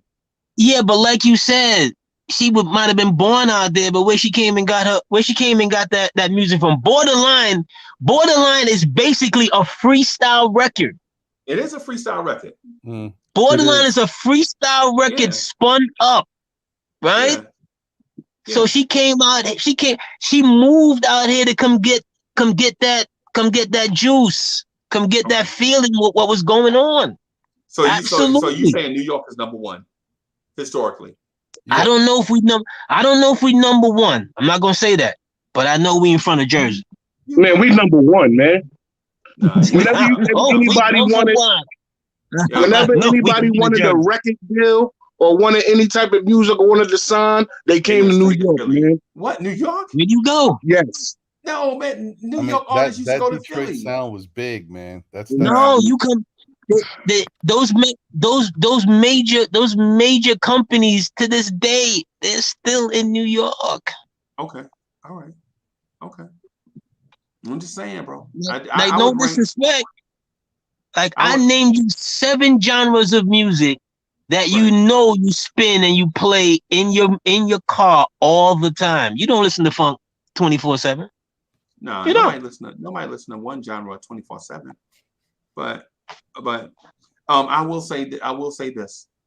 I will bump New York up slightly from 7 to 6. That's Y'all laughing, y'all Yo, man, so disrespectful, bro. disrespectful, So disrespectful. Y'all disrespectful as hell. Y'all disrespectful as hell, bro. Yeah. Yo, yeah. So y'all legit, New York sound is actually, y'all think New York sound is better than Oakland, California, the Oakland stroke? Yes. All I'm gonna say is I think what Anthony D pinpointed is the fact of how many different genres of music have been created in New York, and these genres of music, many people around the world live by them. Now, what I will say is I am biased because I know there's an East Coast sound, Okay. and when you're not in the East Coast, people don't necessarily appreciate it the same way. Right. So, And I mean, okay, look, New York may not be number 1, but they definitely not number 6. They in the top 3. Come Okay, on, that's how I feel. bro. That's the New York bias. Okay, if they in the top 3, who's getting pushed out of the top 3? Detroit? I know. I think Detroit's number 1, if you ask me, because of the impact that Detroit sound had. People from all over the world was trying to get to Detroit, standing outside in front of Motown and other places trying to get a deal, sleeping on the lawn and stuff. Like that. That's big. I'm not going to take that away from them. See, hold on. Let me say something to that real quick, because it comes down to, like you said earlier, the key of music at that time. It was real R&B, and that's where Detroit was, number 1. So think about it. When hip hop started, and then everybody was coming to New York, it was the same thing. You understand? It just depends on what era of music started at that time. So I really can't say Detroit over New York when the eras. Let's put hip hop in that same era back then. How would it be? It would be the same thing, right? Yeah. Okay. You know why I say that, Beans, too? Oh, I see you, D. I'm just going to say this real quick. Another reason why I say that is because even though I love hip hop, and especially 80s, 90s hip hop, even some 2000s hip hop was just incredible. But even during that time, there was a lot of duds. There was still, like, there was great music. There was a lot of duds. When it came to that Motown sound and the stuff that happened in the Detroit days of R&B, there was so much good music because there was so much competition. If your songs didn't sound like this, you didn't get played, and no one heard you. So you had it was just a different time. Did y'all put Miles Davis on that list of artists from New York? And then hold on real quick. Let me finish answering the question real quick, please. Yeah, my fault. Hold on. Ron, like you were saying, but at the end of the day, remember, it was all R&B and they was all singing. But remember, at that time, Motown ran everything. So if you wasn't with Motown, you wasn't selling, period. True. So once one genre is like that, and you gotta go through that, that's not really fair because nobody else was eating. It was just Motown. But Beans, you said it. Motown ran everything, so that's all you heard. So that's the sound that impacted many of people. That's all you got to listen to. So it's stuck in your head. It's your DNA. That whole time period. Yeah, I ain't gonna front, man. That time back then when y'all was living, it was real good. Okay, and so y'all tried to steal Frank Sinatra. Frank Sinatra is from New Jersey. Okay, I got you. Frank Sinatra is from New Jersey. Imagine that. Oh, blue eyes. I never tried to steal Frank Sinatra. Frank Sinatra is from New Jersey, and I'm gonna show you his detriment. What's his greatest song? I don't know. What's Frank Sinatra's greatest song? Spreading the news. Right? And I'm gonna give you a couple of more genres. Boogaloo. I'm gonna give you another one. Punk. Remember that? Remember that whole Blondie? Remember that whole situation that was going on downtown in Greenwich? Punk music starts in New York. Like, so hold on a second. You gotta stop it, Freezy. Now listen, was Miles Davis mentioned? No. What about hold on a second. How about Rick James? Was Rick James mentioned? What about Bon Jovi? Yes. Where's Bon Jovi from? Okay. Yeah, we mentioned Rick James. Oh, okay, you did. Like 4 times because they ain't got no. I just got in. Yeah, you got Bon Jovi. What about okay, David Cassidy from the Partridge Family? Where's he from? Okay. All right. Who? Come from where? What about Frankie Valli? Is that how desperate you are? You really gonna come with the Gloria family? Gaynor? Hey, Yo, and What? he said What next? Daisy. what did Hold you say? What did you say she was from? What did you say Blondie Hold was on. from? You Hold said on. Blondie was from where? Hold on. You about to? No. I said Blondie came in the punk scene. Debbie In the punk Harry scene and from punk. Blondie is from Right. New Jersey, bro. Right. Debbie But Harry where from did Blondie. she come? Yes, she is. But she sung what music and where did that genre started? New York. Oh, Punk. all right, okay. Sarah Vaughan? New York. Biz Marquee. No, no. Where are we Punk, going with this? Where are we going Punk with this, Freezy? Frank Sinatra is from started Hoboken, New in Jersey. Detroit. He said John Mack from the Partridge Family.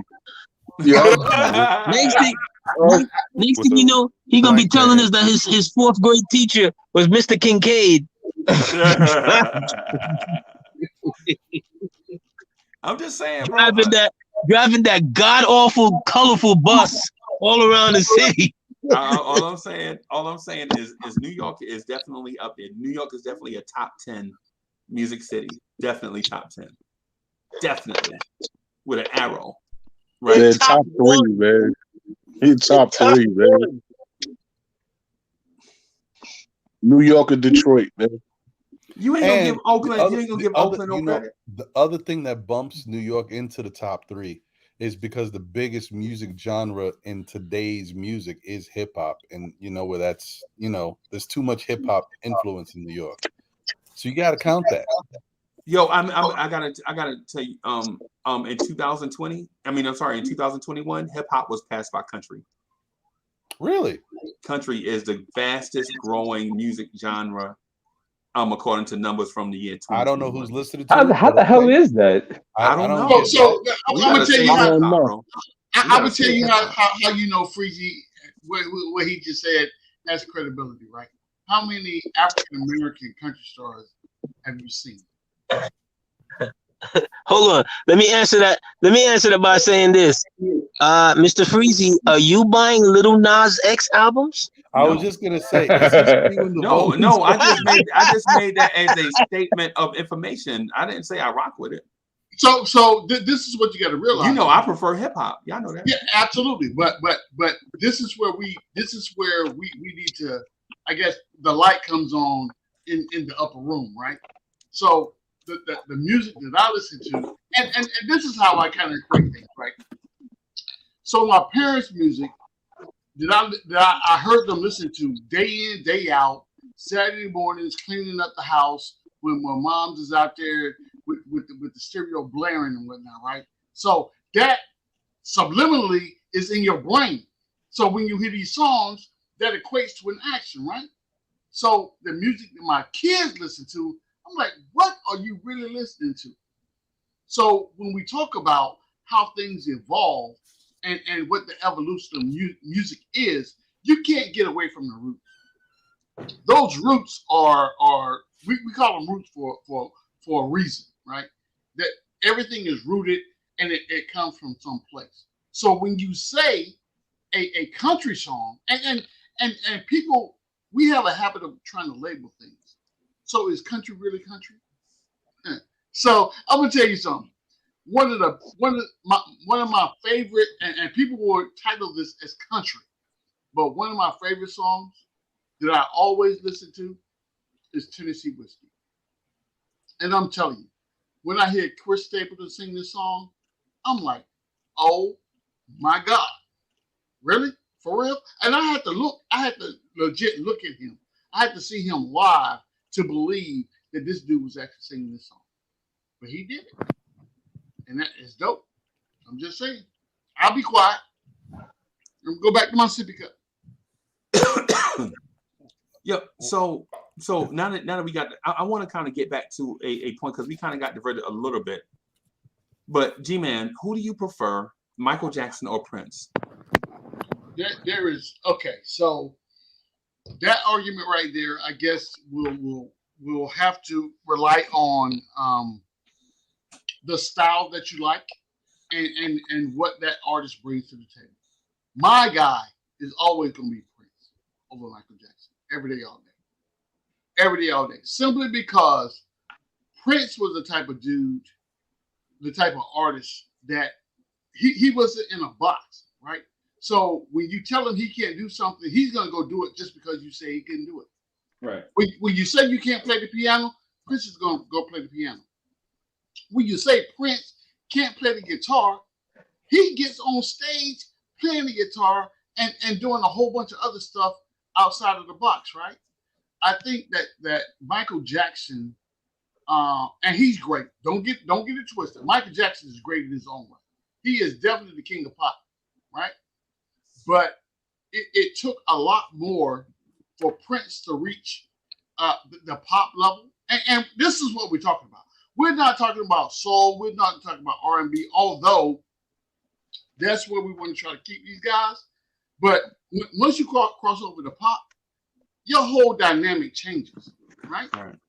And in order for your music to be accepted, and remember the time that we're talking about. In this time, people aspire to be noticed on the pop charts. But for me, my guy's always gonna be Prince. Prince Roger Nelson. So okay, all right. So if you gotta keep one album and throw the other one in the ocean, which album would you keep and listen to forever? And which album would you throw in the ocean? Thriller by Michael Jackson or Purple Rain by Prince? I'm keeping Purple Rain and I'm throwing Thriller in the deep. Yeah, I'm keeping Purple Rain, bro. I'm keeping Purple Rain for sure. So why is it even a discussion between Michael Jackson and Prince if these two albums are the piece de resistance of each artist? How is it so easy to come to a decision that one album is that much better than the ocean? Better than the other. I'm sorry. I'm gonna tell you what, Freezy. I'll be right back. I'm gonna use the restroom. I'll be right back. Okay. I think that the point that Freezy brings up, what Michael Jackson is done a disservice. Prince has a motion picture associated with his album, and it brings a whole new light when you can visually see, what these songs mean and how they interact on the screen. Because I'm gonna tell you right now, if I had never seen the movie Purple Rain, and mind you, I stood in line in 1985 for a long time to get into the theater to see Purple Rain. A long time. I'm telling you, I did. But if you had never seen the movie, and someone in radio had the gonads to play Darling Nikki, people would have been like, "Why you got this whack music on my radio right now?" Right. But I'm telling you, when you can associate the scene in the movie and how we got there and why this song is so impactful, people are like, "Oh yeah, I'm singing this song to you all day, every day, all day, every day." So when your significant other messes up and you feeling a certain kind of way, and you come in the house and you hear Darling Nikki playing, you better get in the kitchen and fix me a massive meal, because right now we're not seeing eye to eye. Whereas Michael Jackson did not have that, right? The thing that is associated with Michael Jackson and Thriller is that he was groundbreaking in the video that he made, the Thriller video. Don't get it twisted.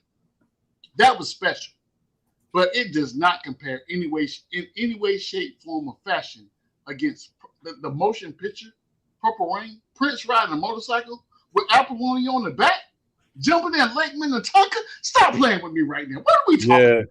Listen, Purple Rain would have still been a very good album, but it wouldn't have had the same impact without the movie. The movie took it to the next level.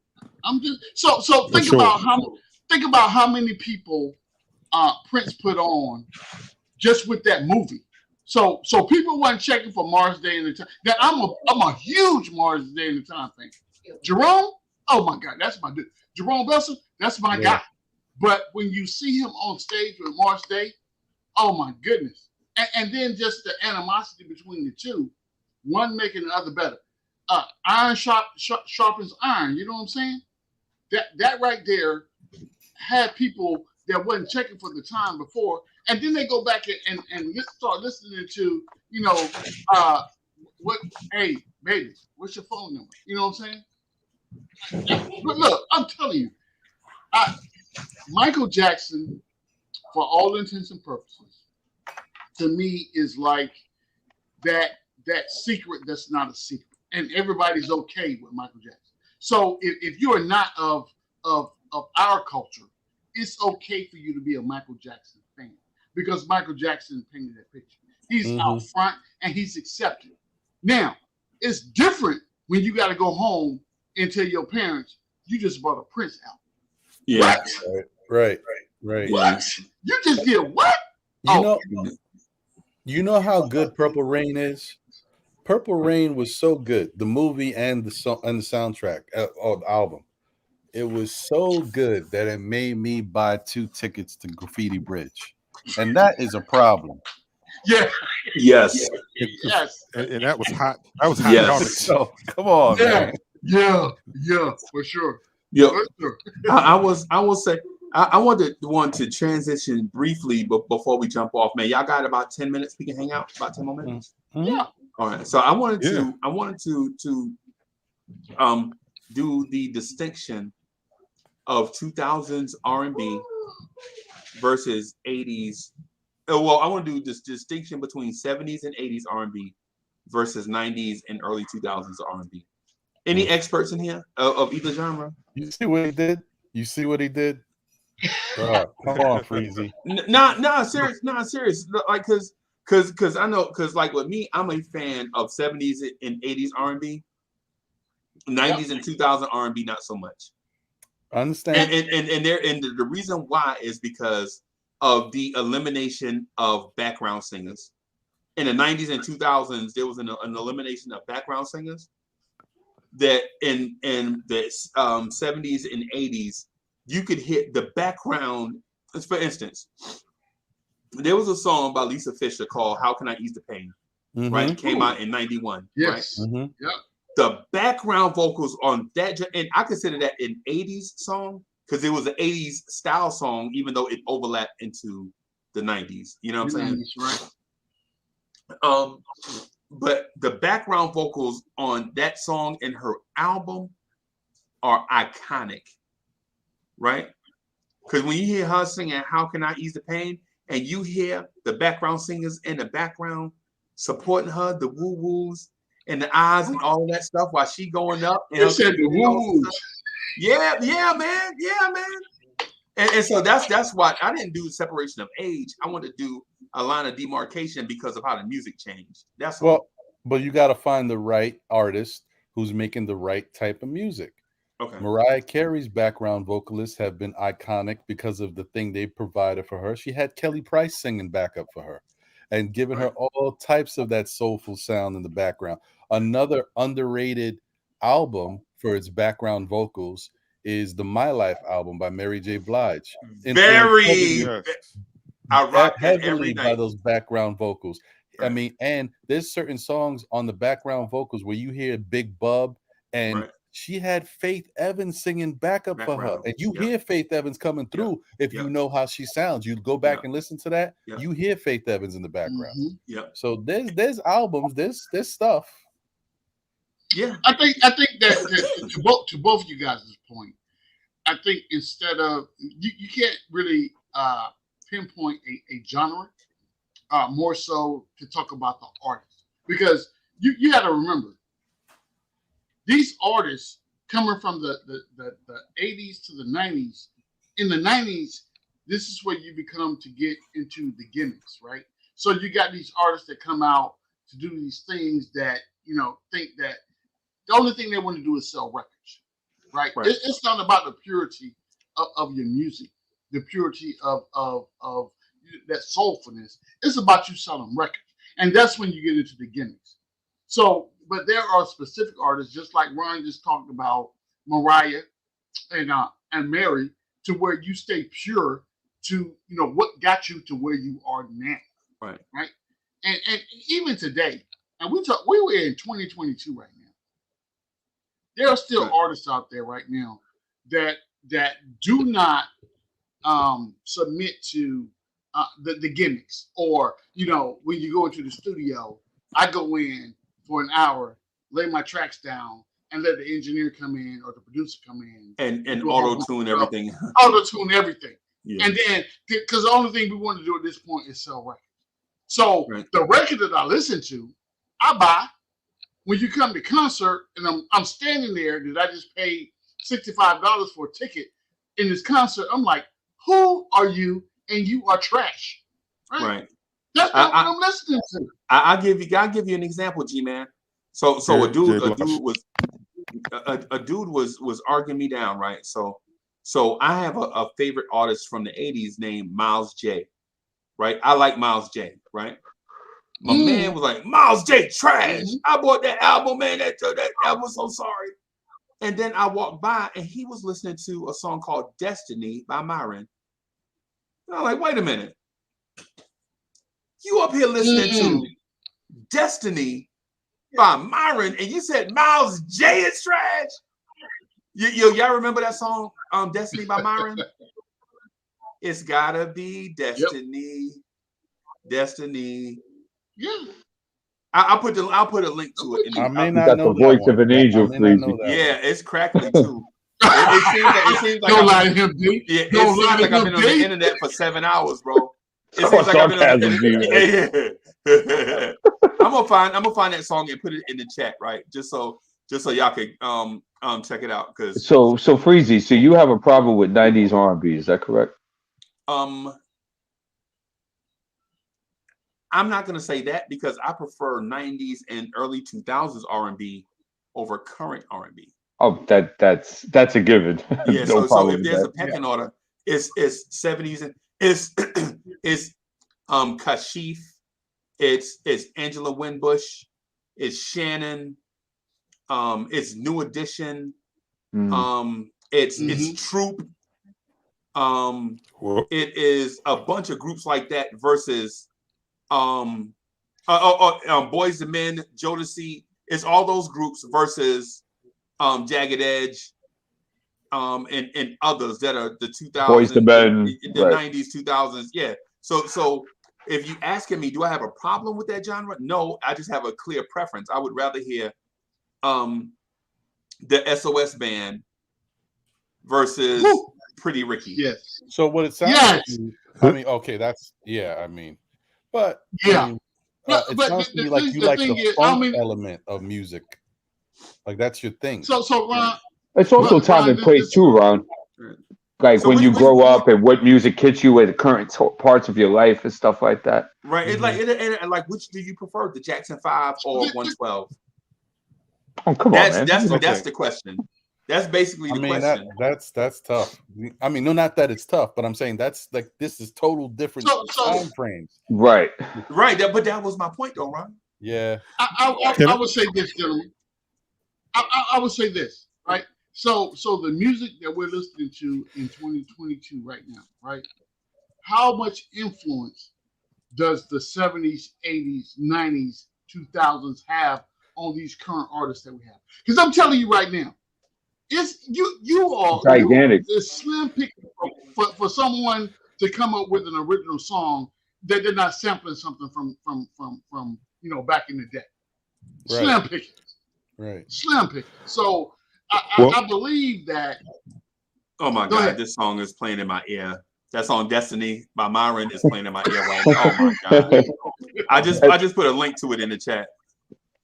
And plus too, you gotta take this into consideration too, Freezy, that in a lot of 90s R&B, there was a lot of boom bap drums that were accompanied with like Zane, for example, TLC, SWV. Yeah, Zane was monster. So you got to keep that in mind too, where it might have taken away the element of what a traditional R&B artist would sound like. Right. Mm-hmm. So. And, I'm sorry. This is what I think. No, go ahead. The only thing I was going to say is this.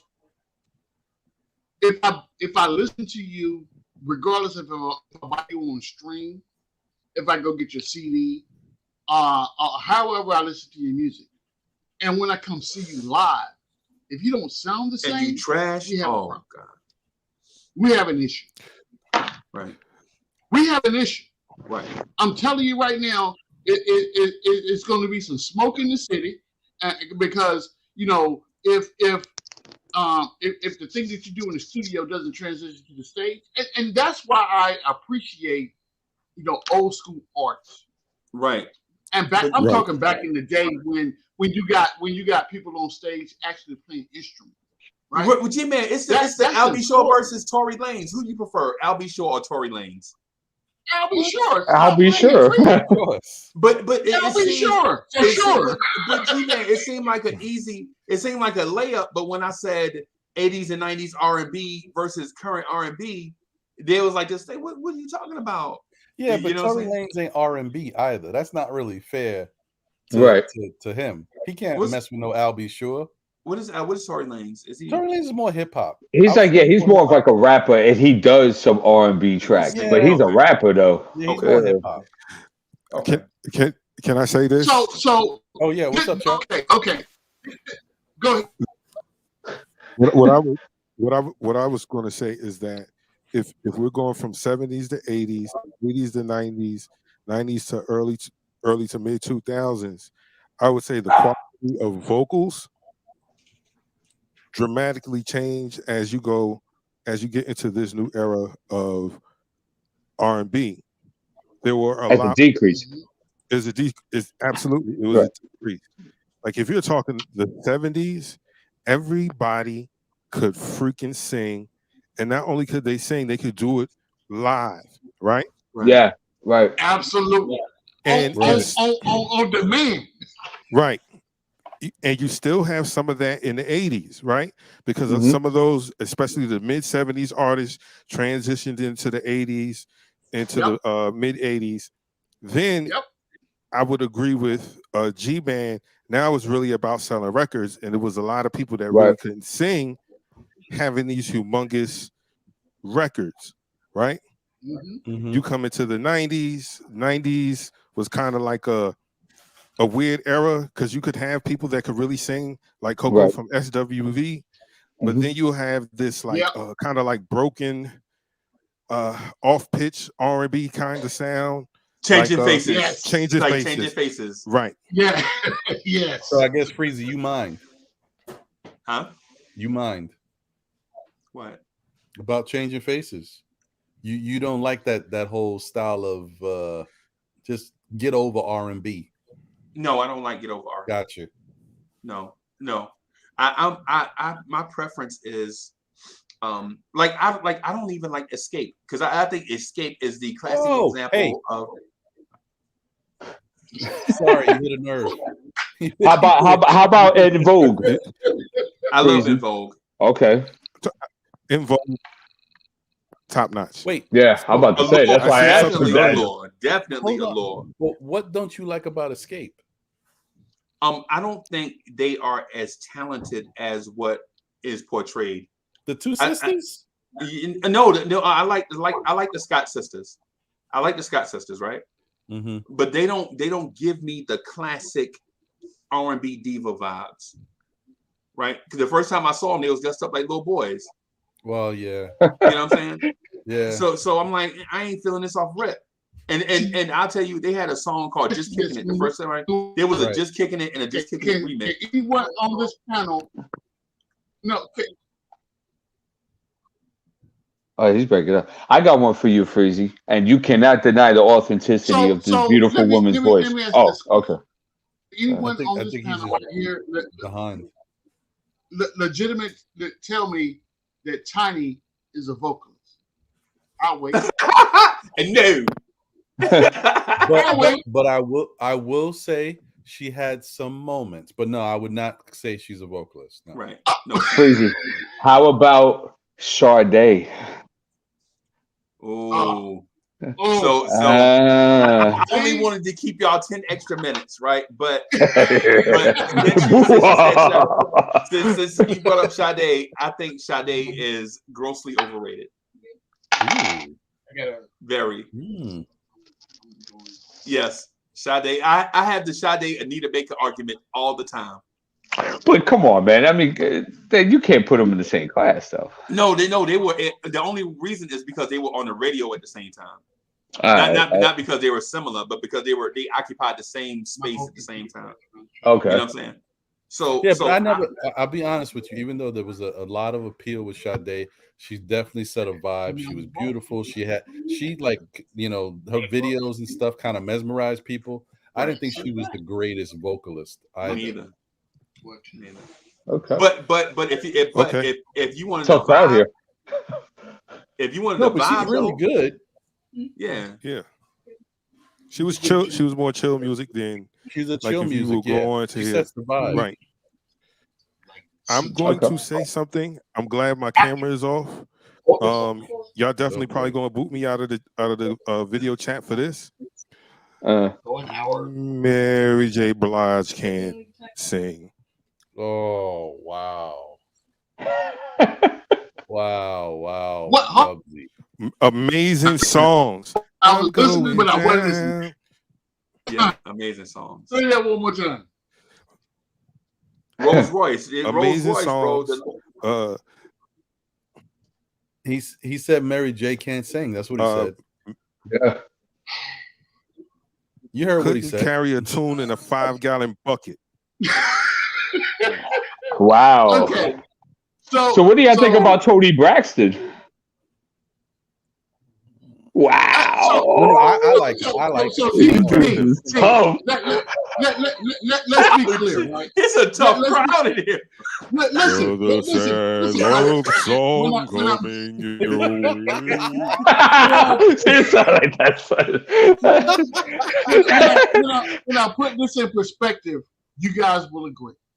So you have to think about the singers that you grew up with and hearing legit, no filters, no engineering, just someone with natural talent, right? Mm-hmm. So when you talk about an Anita Baker, when you talk about a Patti LaBelle, when you talk about a Whitney Houston, Patti LaBelle can sing. Well, stop it, Freezy. After you get past the Holloman, so we had the Holloman discussion. After you get past the kicking the shoes off and her flapping her wings and all that, all that, right? So you tend to start to compare artist to artist, right? Right. When you listen to a Stephanie Mills song, have you ever heard Stephanie Mills sing a cappella? Yes. Yeah. Listen, and I don't mean to cut you off, G-Man, but you just got to witness that live recently when they did the versus battle. Yes, Stephanie Mills versus Shaka Khan, and you know Shaka Khan had some things going on. It didn't look good. It was a bad battle. That was a bad look. A bad look. It didn't do her any credit to her legacy. You know what I'm saying? Because we've all seen Shaka at her best, right? And that didn't even compare. I would tell you right now, today, if someone asked me today, who is the best R&B group ever of all time, I'm dying on the sword for Earth, Wind, and Fire. For the Spinners. What? No. What? What? What do you say? The Whispers? The Spinners. You said the Spinners? Bro, they G-Man, they are the only group ever to have every song they released be in the top 20. Oh my God! Every song they ever released is a top 20 song, G-Man. Okay. Now they may not have hit number 1, but they guaranteed to be top 20 if they come out with a song. So they won't win the championship, but they'll make the playoffs. But they'll be they show up in the game. But I'm telling you who's hosting the trophy, and that's Earth, Wind, and Fire, brother. I'm telling you right now. If you have ever the very first concert that I saw live with a group was Earth, Wind, and Fire, and my life has forever been changed ever since. But G-Man, you trying to tell me that you think? Don't get me wrong, Earth, Wind, and Fire is phenomenal. A group that has different lead singers, 2 lead singers, and great instrumentation. They made anthems for us. Yep. But you saying that they're better than the Four Tops, the OJs, the Temptations?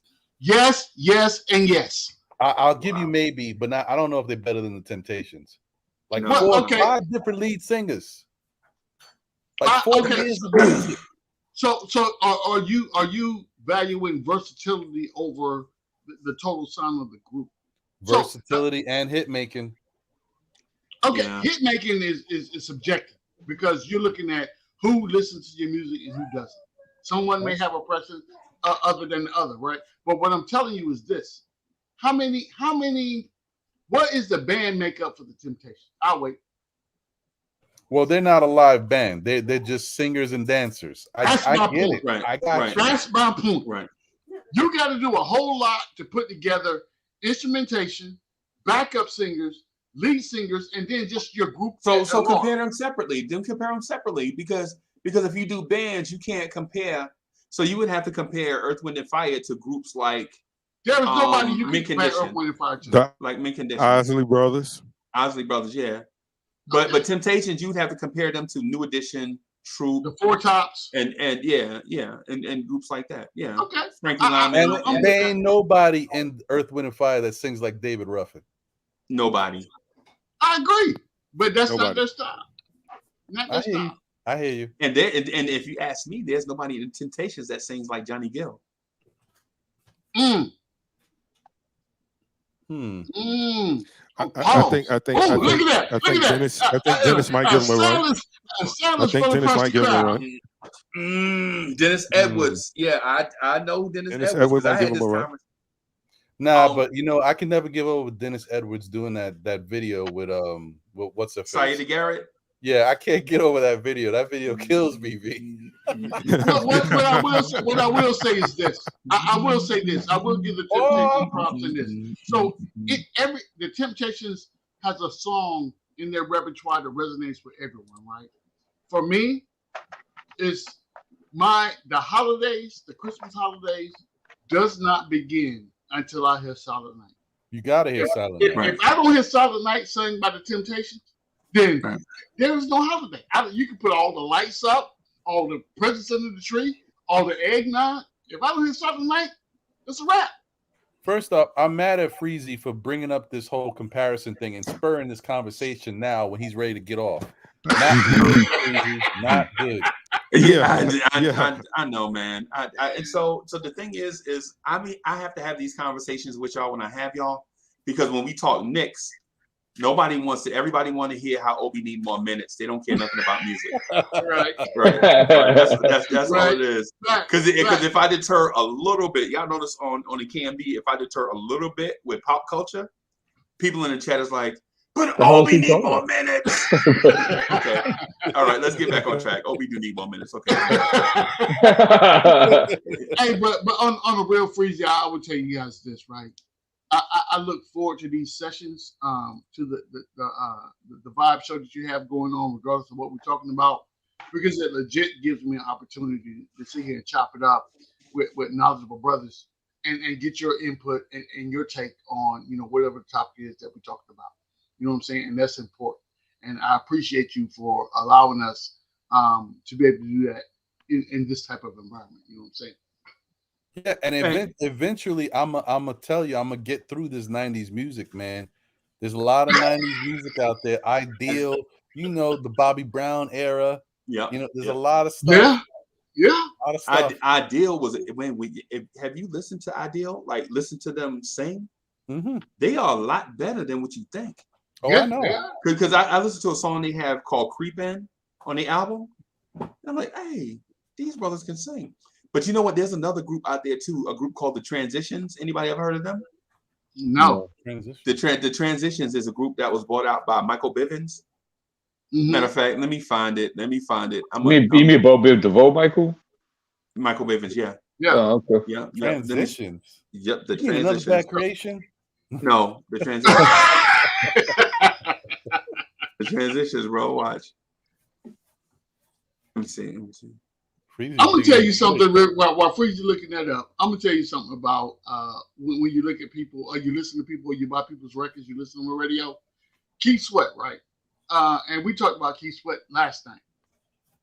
So I'm listening to Keith on the radio, I'm buying the CDs, but when I go to see him live in concert, I'm like, now he got the whole, the dramatic and all this other stuff that he do, but dude, you can't sing. I'm just saying. He never could. Singing. No. He never could. But he gives you that vibe. It's a groove. He's a showman. Yeah. He's a showman. And that's what you pay for. So when you go to a Keith Sweat concert, you're not going to hear the lyrics. The only thing you're going to make sure that the individual that you brought with you, you have a favorable night later on. That's what that's all about. You know what I'm saying? Let's be real. But if you want to go and see someone, it's not. So I imagine this, right? Go see a Keith Sweat concert, or go see a Luther Vandross concert. Oh, I mean, that's obvious. Man, come on now.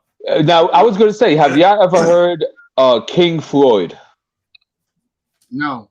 Why does that He has a sound song that goes, "Please don't you leave me lonely." I suggest y'all to hear that. Beautiful song. King Floyd. King Okay, I'm gonna look Floyd. that up. Yeah. You know, I'm and gonna Google that. I put the link to the Transitions song. It's a song called Two Train. Right there it is, right there in the link. As soon as the song come on and you hear the music, you'll be like, yo, okay, this is nice right here. Mm-hmm. You know what I'm saying? And then the more you listen to them, the more you realize, hey, this is in line with what I like to hear. It's just that they were really, really underground. Mm. Gotcha. You know what I'm saying? Yeah. But for the most part, man, it's crazy. So Ron, let me ask you this. Is New Edition the greatest boy band ever? And here's the thing, by saying boy band, I'm talking about a group starting as teenagers, and I'm including the Temps. Just a music group.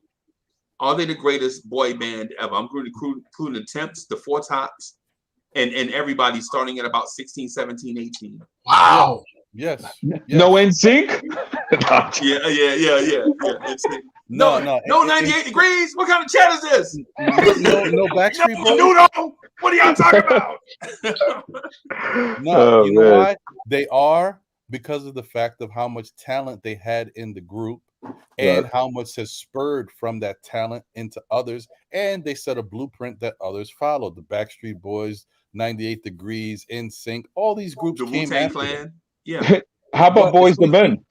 Boys to Men, yeah. Boys to Men is kind of has a lot to do with New Edition as well. Right. Yeah. But the other thing I was going to say is the fact that what really I think takes New Edition to another level is that they had their career of that popcorn music. They got older, and then they got Johnny Gill, and that gave them another level.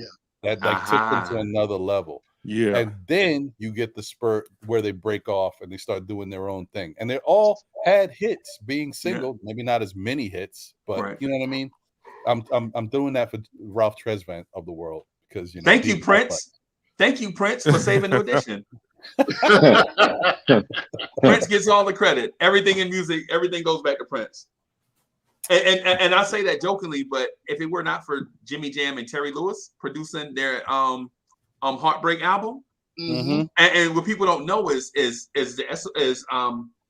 Jimmy Jam and Terry Lewis did 3 albums back to back, and they were all iconic. So he did the SOS Band, then he did Janet Jackson's Control, and then they did New Edition, Heartbreak, right? And you're like, dang, bro, why didn't I get them to produce me an album? Because I can't sing neither, and I could have had me an iconic album. It's true. I mean, but don't discount Babyface too. It had a lot to do with their success. Yeah, for Johnny, for Bobby. Yeah, and during that time he was doing the Whispers too. They were doing the Whispers as well. Yeah, and people don't know the story. LA and Babyface had just got fired by Prince and was in the hotel, and the Whispers got on the elevator, and it was a chance meeting, and the Whispers was like, oh, God dog it, here goes some other day about to ask us to do a song for them, and LA and Babyface was like, yo, we promise y'all, if y'all give us one night, meet us right back here in the morning, and we will have you a #1 hit.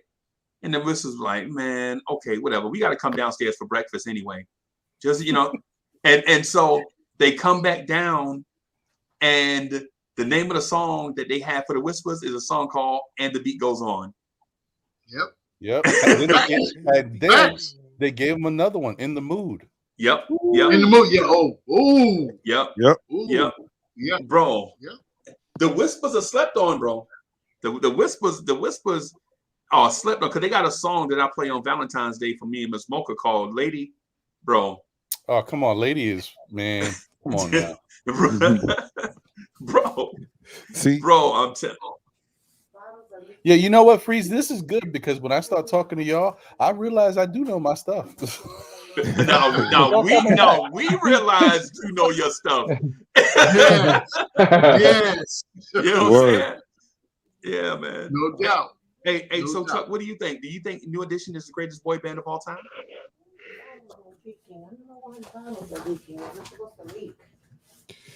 Chuck, you on mute or you? No, Chuck thinking. He thinking. Oh, I heard oh. him. I heard I the deep wanna- side. Chuck thinking. This is because see, I want to say the Jackson 5 because if you're going to talk about New Edition sounded just like Jackson 5. A B C. A.B. Candy Right. girl, ABC 1, 2, 3. oh No doubt. my world. Bubblegum pop, yeah, Yep. Facts. Yep. So And they couldn't. And Chuck, to your point, Yeah. they could not. That group also could not transition into adulthood. They also had a struggle, transitioning into manhood too. The Jackson Five is the reason why they broke up. Dudes like the older fellas, they like 24 and Mike like 16. They're like, I don't want to be singing this song about this. I'm a man. You know what I'm saying? Because of the age range in the group. You know what I'm saying? So right. It's a good point. That's a good point. I don't know, man. Because I mean, even though I would say I give New Edition the nod because of the success they've had branching off and coming back together. right. But Jackson 5 did have a lot of success, and then Michael had success. But really, outside of that, you got a little sampling of Jermaine, and then it's over. I mean, because Janet Jackson wasn't in the Jackson 5. No, neither was Reby. No, Reby wasn't Neither either. was Latoya. Yeah. Latoya had a moment. No, she was. Latoya was in the Jacksons, not the Jackson 5. Now, Yo, Right. remember the right. Jacksons was a group. Yeah. And the Jackson 5 was a group. That was Yeah, different. yeah. So I mean, I hear you though, and I just wanted to say one of my favorite songs from the Jackson 5 is Heartbreak Hotel, man. That bass line, boom, boom, boom, boom, boom, boom, boom. That I just I might hear that after I get off with you guys. Yeah, man. Yeah, I man. would say that the Jackson 5 were the catalyst for a New Edition, right? They gave them the blueprint to say, okay, if you can do this, you too can be successful.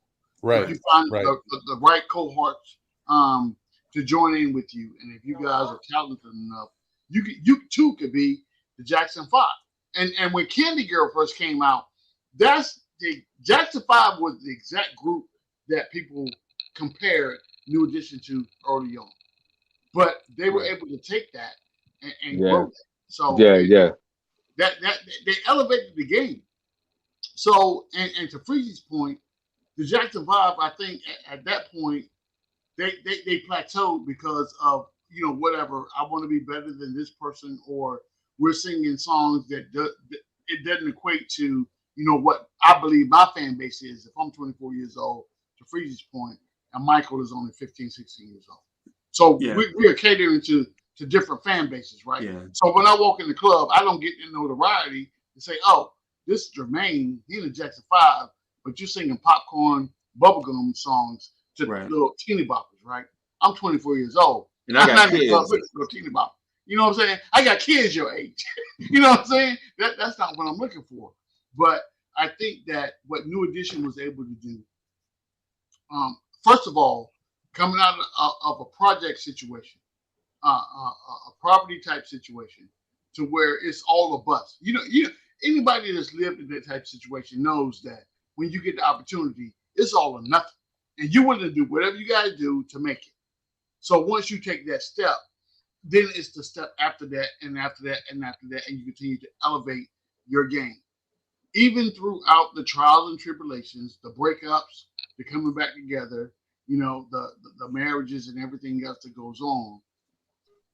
My favorite moment in the world right now was watching New Edition come back, that New Edition reunion on BET. That right there, that did it for me. I was done after that. I was that boy. Look, don't get me started about New Edition. Yeah, So that was special. So G-Man, I gotta throw this live grenade in here, and it's not Here we go. intentional, Here we go. but I gotta do it. So I like the Force MDs. Okay. All right. What, is that the grenade? They nothing wrong with liking the Force MDs.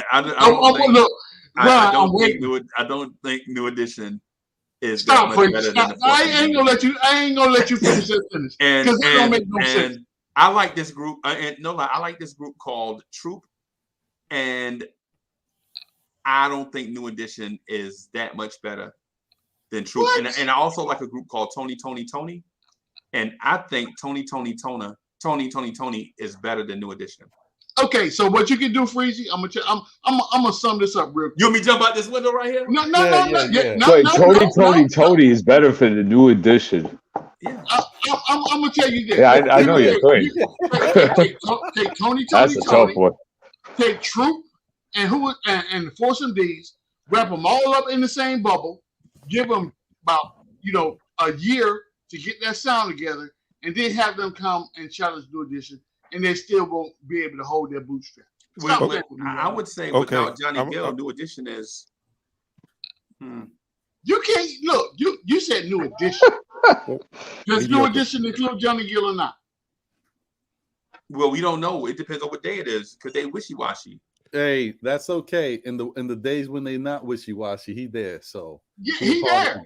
Look, any group that you name at whatever point of their, even when they were separated, and you got these and some of the songs, I ain't gonna lie, some of the songs you may look at them as gimmick songs from like the Poison and things of that nature, but I'm telling you, still when these guys come back together and the soulfulness of the product that they bring is special.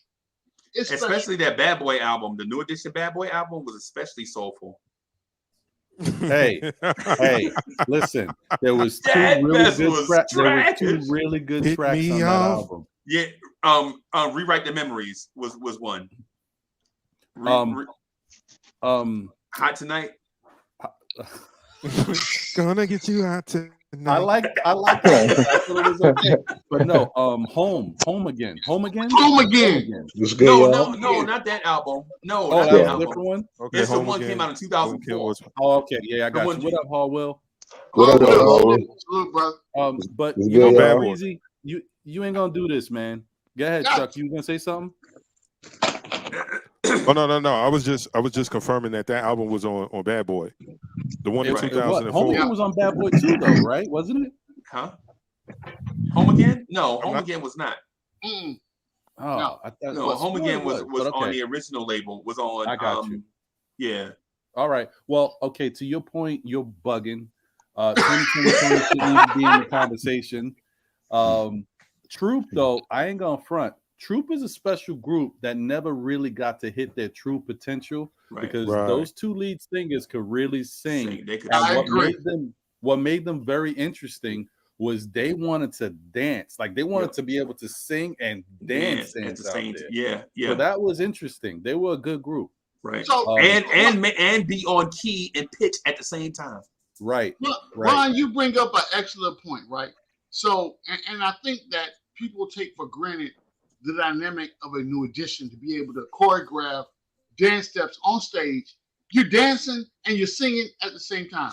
Everybody is not that gifted, and you sound and you look good doing it. So we have people to try and fail, right? So when you bring, again, I'm gonna tell you, take the who do you say? Troop. Who are the groups? I want to misquote. Tony, Troop, and Force MDs. And the Force MDs. Oh, hell no. Look, wrap them all up in the bubble, and treat them like a bowling ball. And when you throw it, you throw it in the East River, bro. Stop playing with me right now. You so disrespectful. Forgive me, girl. No, forgive me, Freezy. Yo, don't ever do that again, bro. So what about Love Is a House, Tender Love? No, those are what about joints. It? Yeah. Those are good songs, but for every song that you name off of these 1 and 2 hit wonders that these groups have, I can name you 3 from New Edition. Right. You got a point. You got a point. But what I would say is when you look at albums, like complete albums, bro, Yep. you can't sleep on Tony, bro. Because they have an Oh album yeah, called, yeah, they fire. Tony has an album called is it House of Blues or something? I'm gonna see if I can find it. Okay, and while you're looking for it, tell me how many they have. Yeah, and while you're doing that, I'm gonna keep thinking about Hey Little Walter. Sons of Soul is the name of the album. Sons of Soul is the name of the album. Right? Oh my God! And so what I will say about Tony, they did, when you take away the songs that they tried to make for pop hits, their music is really good, and they're musicians as well. Right. They have a certain sound. I like them too, but I'm not I gonna did. put them in. Not I did. That Feel Good record. Oh Yeah, man, Feel Good is that dope. Feel Good record is fire. Feel it all Fire, in my bones. Yeah, that's one record that when you make a record that could just stick in your head forever. That's when you make some hits. Right.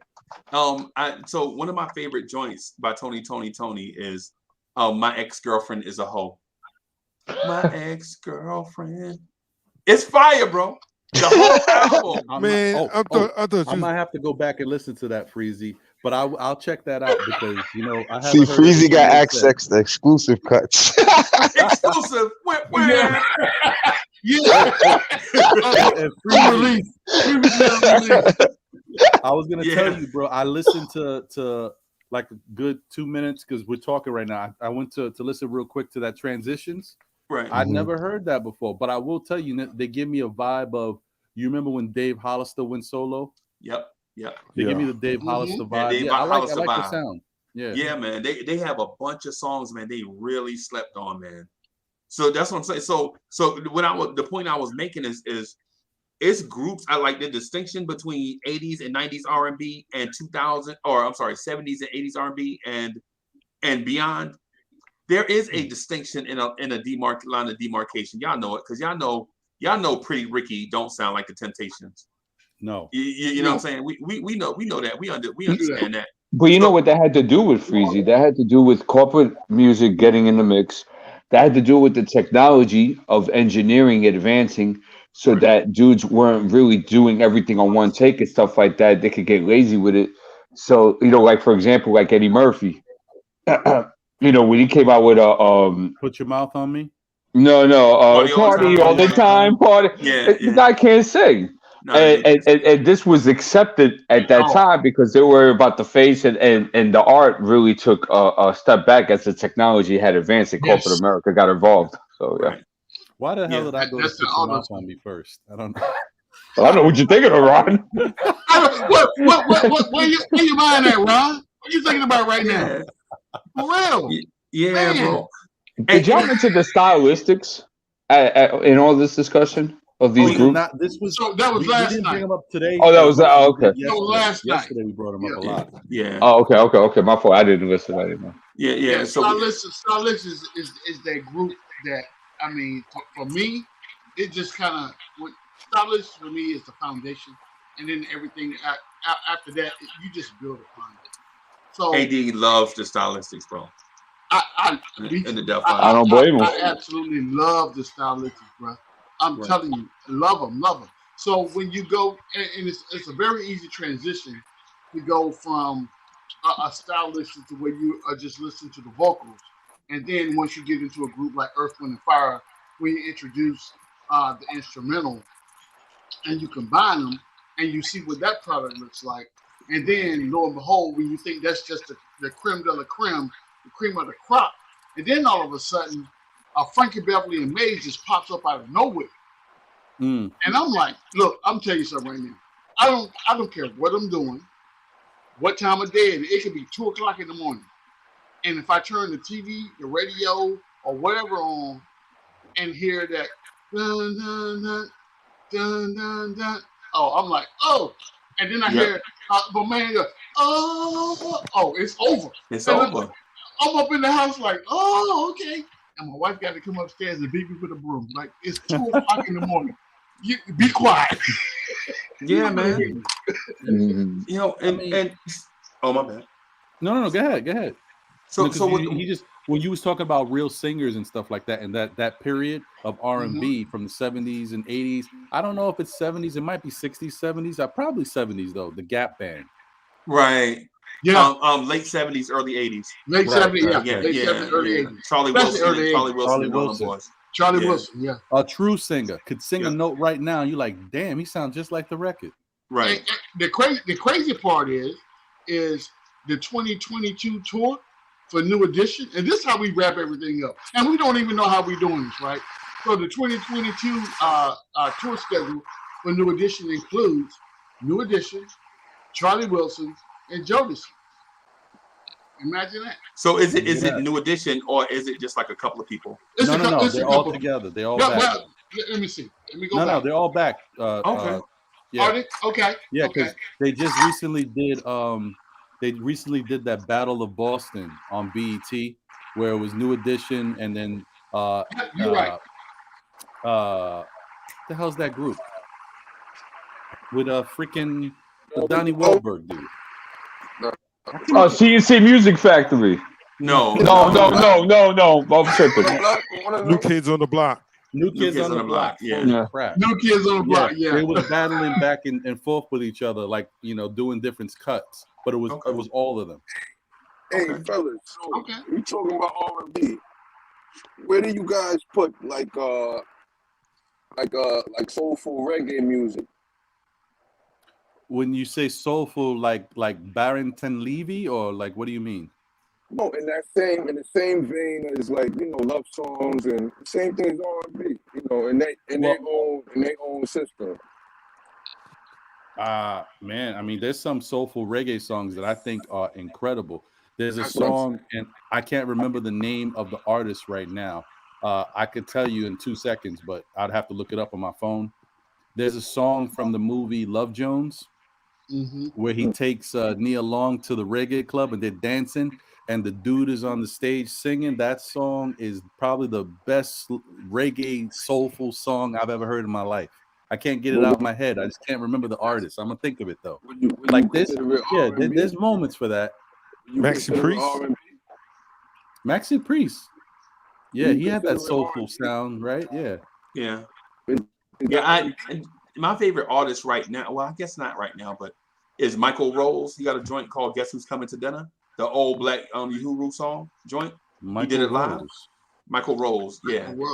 I put the link to it in the chat, and so, bro, hey, man, listen, I does this when it comes to music, bro. I do this. You know what I'm saying? See that? Yeah. So, but so Michael Rose did the "Guess Who's Coming to Dinner" joint. That's one of my favorites.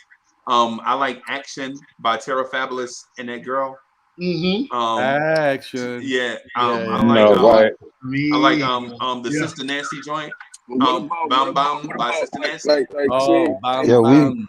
We grew up off of that, man. That's what the house party. The house parties was all of that music. When you get the wine and party, them kings. Last night, like they were talking about a song that you remember that you had like that one special dance. I think I don't know, maybe AD brought it up or whoever brought it up. But when y'all was talking about that R&B stuff, I was thinking, damn, my first dance that I ever had was awkward as hell. But it was reggae time, because reggae, everybody's dancing, so nobody's looking at you. Right. You do what you want. I remember. Yeah, them parties was dark, right? Them parties was dark. Yeah, man. It was like the beacon, like a beacon, like at the high schools, or like it's like right. Yeah. They had a little joint, man. They put on what they put on. They put on one of them Sean Paul joints. At that point, I was. You see what I'm saying? That's how I know you younger than me, because you talking about the Beacon. My son went to the Beacon. I'm like, yeah, you know, Yeah, but the younger fellas will put you on that game, like they jog your memory like a mother. Yeah, man. Ball joint, okay, yeah. So listen, I would say this about reggae, right? I put reggae. I think reggae, and it's a couple of other different genres that's out there as music starts to elevate, and people's taste starts to wane or whatever the case may be. I think reggae is one of those genres that didn't get their just due. It wasn't mainstream enough. So when if you ask anyone about music that does not have a musical background, and you ask them about reggae, the very first person they're going to tell you is Bob Marley.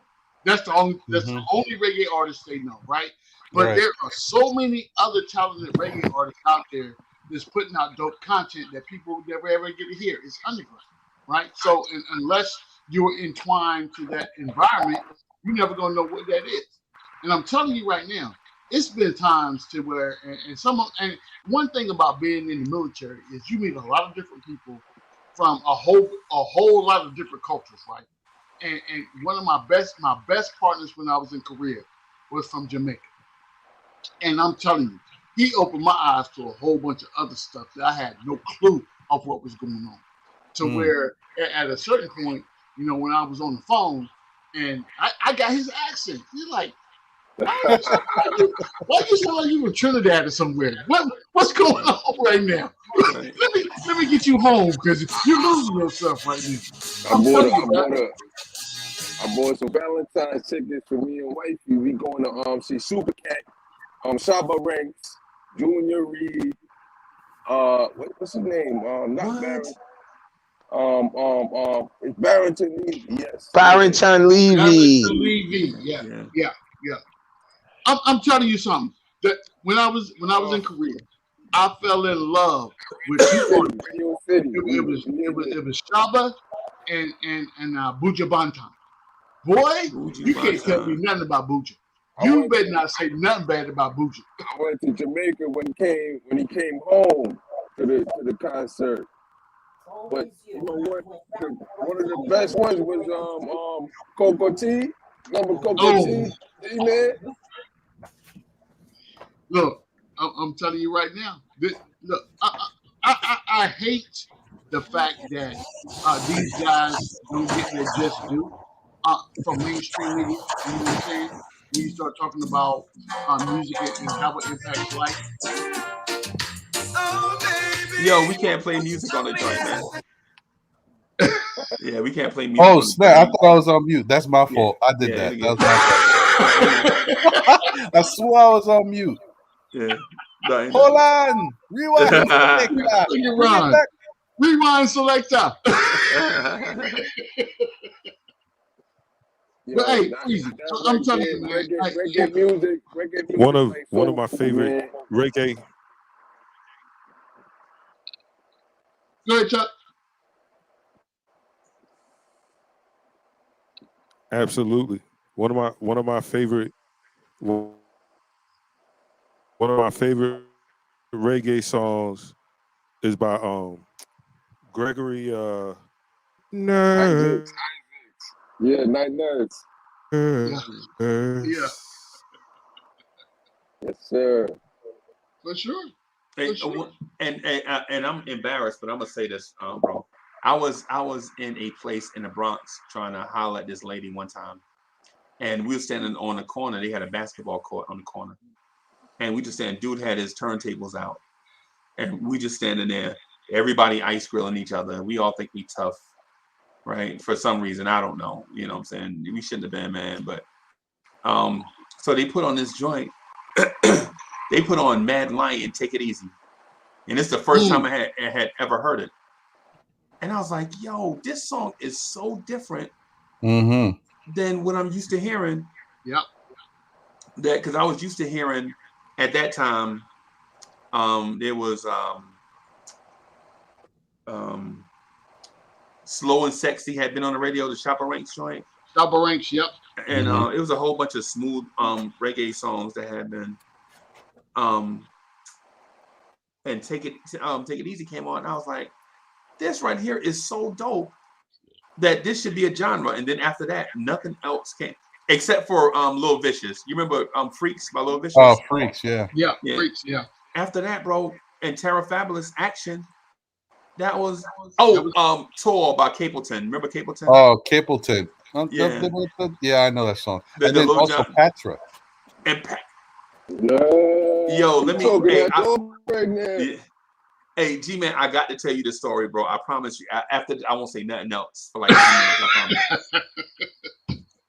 So we had a boxing match in a place called Houston, Texas. Right. Mhm. The whole trip we was looking forward to it all week. I was still in the military as I for hood, and so there was like, yo, it's a club in Houston, Texas called the 9.9. Mhm. Patra and Scarface gonna be there this weekend. And I was like, Patra, Scarface, you know, because Scarface and the Ghetto Boys had broke up at that time. Right. And so I was like, yeah, man, we got to go. So this girl that I broke up with busts in the club, throws a drink in my face. That's a long story for another time. Right? She threw a drink in my face. So I take off my shirt because at that time I'm in shape. Right. I take out my shirt, and this is, remember back in the day when we used to wear the neon shirt, it was see-through. Yeah. Whatever, you could take them out. I take off the shirt and wring it out on the table, being stupid macho, put the shirt back on. And Patra had just came off stage and went to the bar to get a drink. And I see Patra. And my boy's still laughing at me because I got a drink poured on me from this girl that I had broke up with. So I walk up to the bar. Patra turned around and see me coming and spin around like, oh. So I go over and I spit my A game. And she like, get lost. And I'm like, listen, don't miss out on this opportunity. She like, I'm gonna call security. Right? Then she trying to get me away from her, right? And G-Man, I'm steady trying to holler, right? So she just spit off from the thing and diss me and point at me, right? And these big dudes bigger than me come over and like leave her alone. And I'm like, okay. And I go right to my table with a soaking wet shirt and ego broke by 2 ladies in one night. Swear to God, hand to the man. When my man Rico, no lie, my man Rico was with me. We was at Ford Station together. When he come on, he gonna tell you that story, bro. And it is hilarious for somebody else's perspective. Because when he tell it, he be like, yo, I saw Uncle Freezy. Next thing you know, this gang of chicks, it was like 20 of them. They just knocked the table over and poured drinks all over him. And he just stood up and was looking crazy and took his shirt off and just was bringing it out. When you hear them tell a story, anyway, man, you said Patra. I had to tell that story. That's crazy. Yes, I did try to holler at Patra, bro. And there you go. Well, she was the queen of the pop, so. Yeah. At least you shot your shot, brother. You can't be wrong. You shot your shot. Yeah, she and Freezy. So I put that in the chat. That song was by Charles Cameroon. I'll Never Stop Loving You. It's the best slow reggae song I've ever heard, in my opinion, that I like. Okay. So I put it in the chat. I'm gonna copy it and check it out just real quick. Charles, okay. Okay. So Freezy, I would tell you, I don't know how you're gonna do this, and you the mad scientist, right? But I think that people don't know, and this is like, you know, when you find that your favorite hole in the wall that you go to on Friday night, that you don't want a whole bunch of problems, but you go there and have a good time. That's what this feels like to me. But people need to know about this right here, because I'm telling you, this is a good time, bro. Yeah, this is definitely a good time. No stress. We just hanging out, you know, telling stories and sharing experiences, and this is what it's all about, for sure. Right. You know, yeah. And you don't have to hear any painful realities about Obi Toppin. There you go. That's a key too. Exactly. Exactly. Right. This takes me back to the moments growing up with my homeboys and my friends. We used to just get together and listen to. I mean, because like I said, once again, there was no internet. You just stood home. You stood home. You listened to music. We used to just jam out. And me and my boy Aaron, for whatever reason, he was just as big of an R&B head as I was. We would just listen to music. We'd be doing like when like Soul For Real came out. Remember Soul For Real? The group with the brothers. They that dance step. Yeah. We used to practice that in my living room. We would just dance to the R&B thing, man. So The point was R&B was cool back then, man. It wasn't. It was. It was. The thing was, this dude was so crazy, and mind you, he's this dude. He did everything. Like he would rap, he would sing a little bit. You know, one day we was at one of them church parties, right? We was at one of them church parties, and I don't think the church knew they were throwing these parties, but it was happening. Right.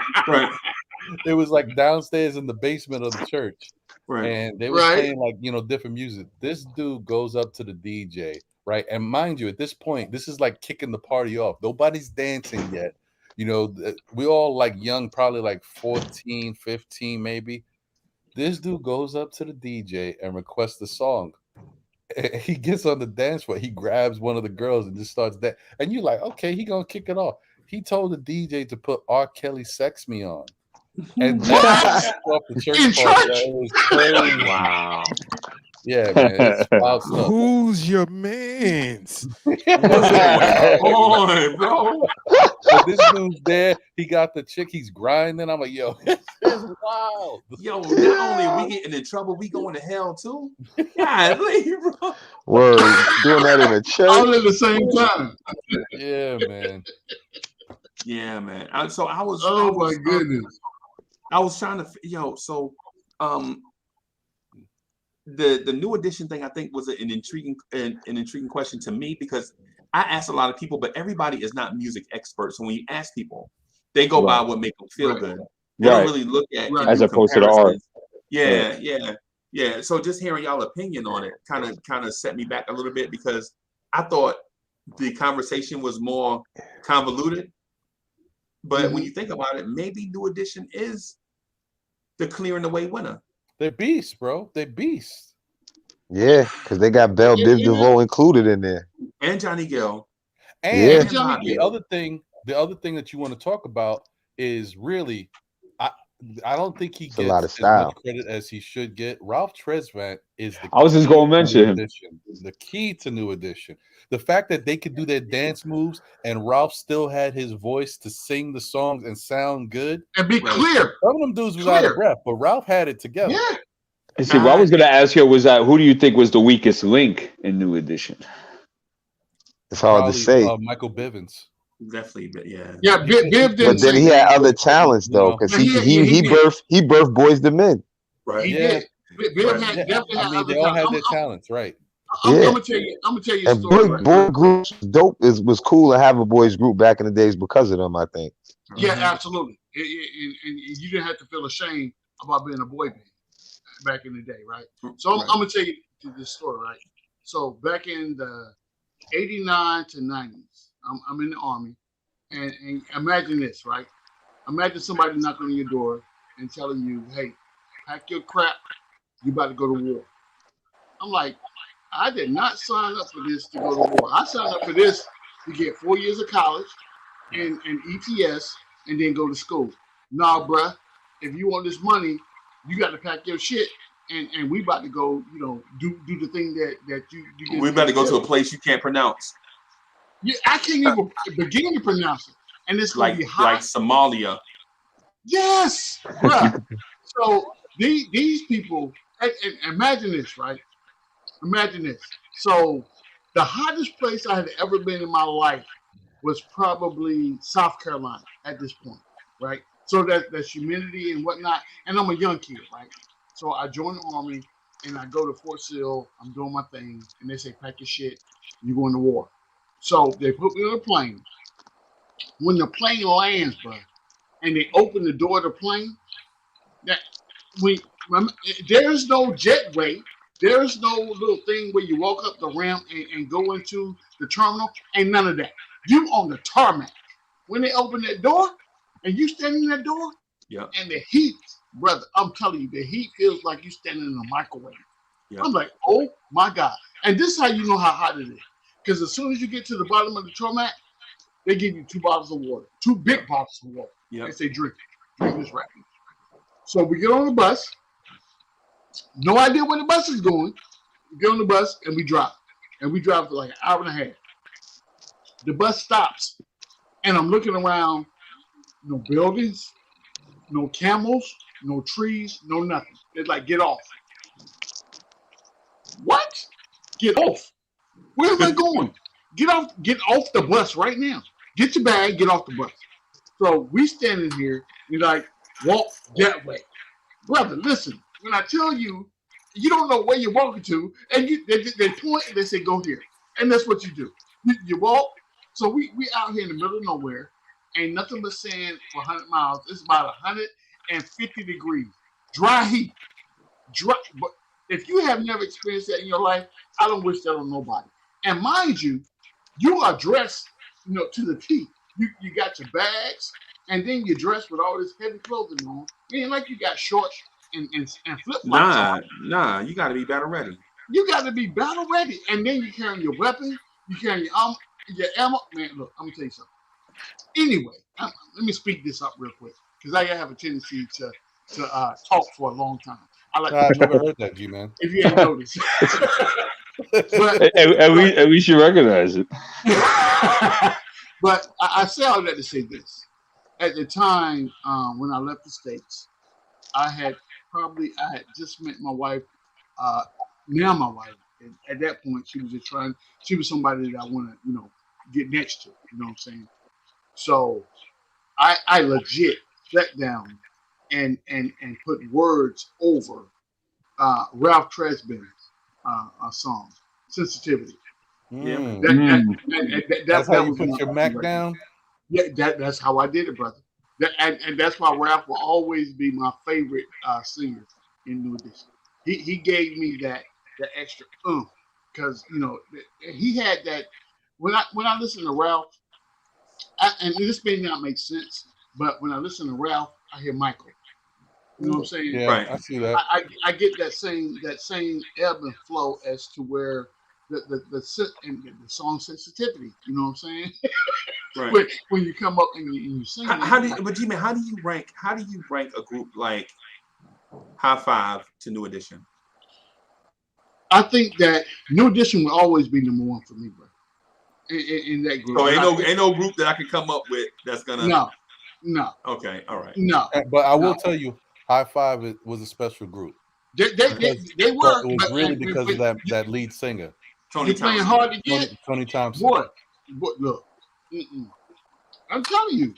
Listen, when you talk about New Edition, and maybe Freezy, if I had not seen New Edition from its inception to where they were able to grow to, you could insert some groups in there to have me saying, okay, well, yeah, maybe. But I saw these guys grow legit from boys to men, right? And all the things in between. So to me, there is no one that can bridge that gap. Is that because of an emotional attachment, or is it because they were just technically better? Well, I think both. I think could be a bit of both. It's a little bit of both. And I was going to say, the one thing about New Edition wasn't perfect. Okay, they weren't the best dancers. They were good at the choreographers and the choreographer, should I say, because it was the same person who kind of helped them when they did that transition from boys to becoming men. Yeah.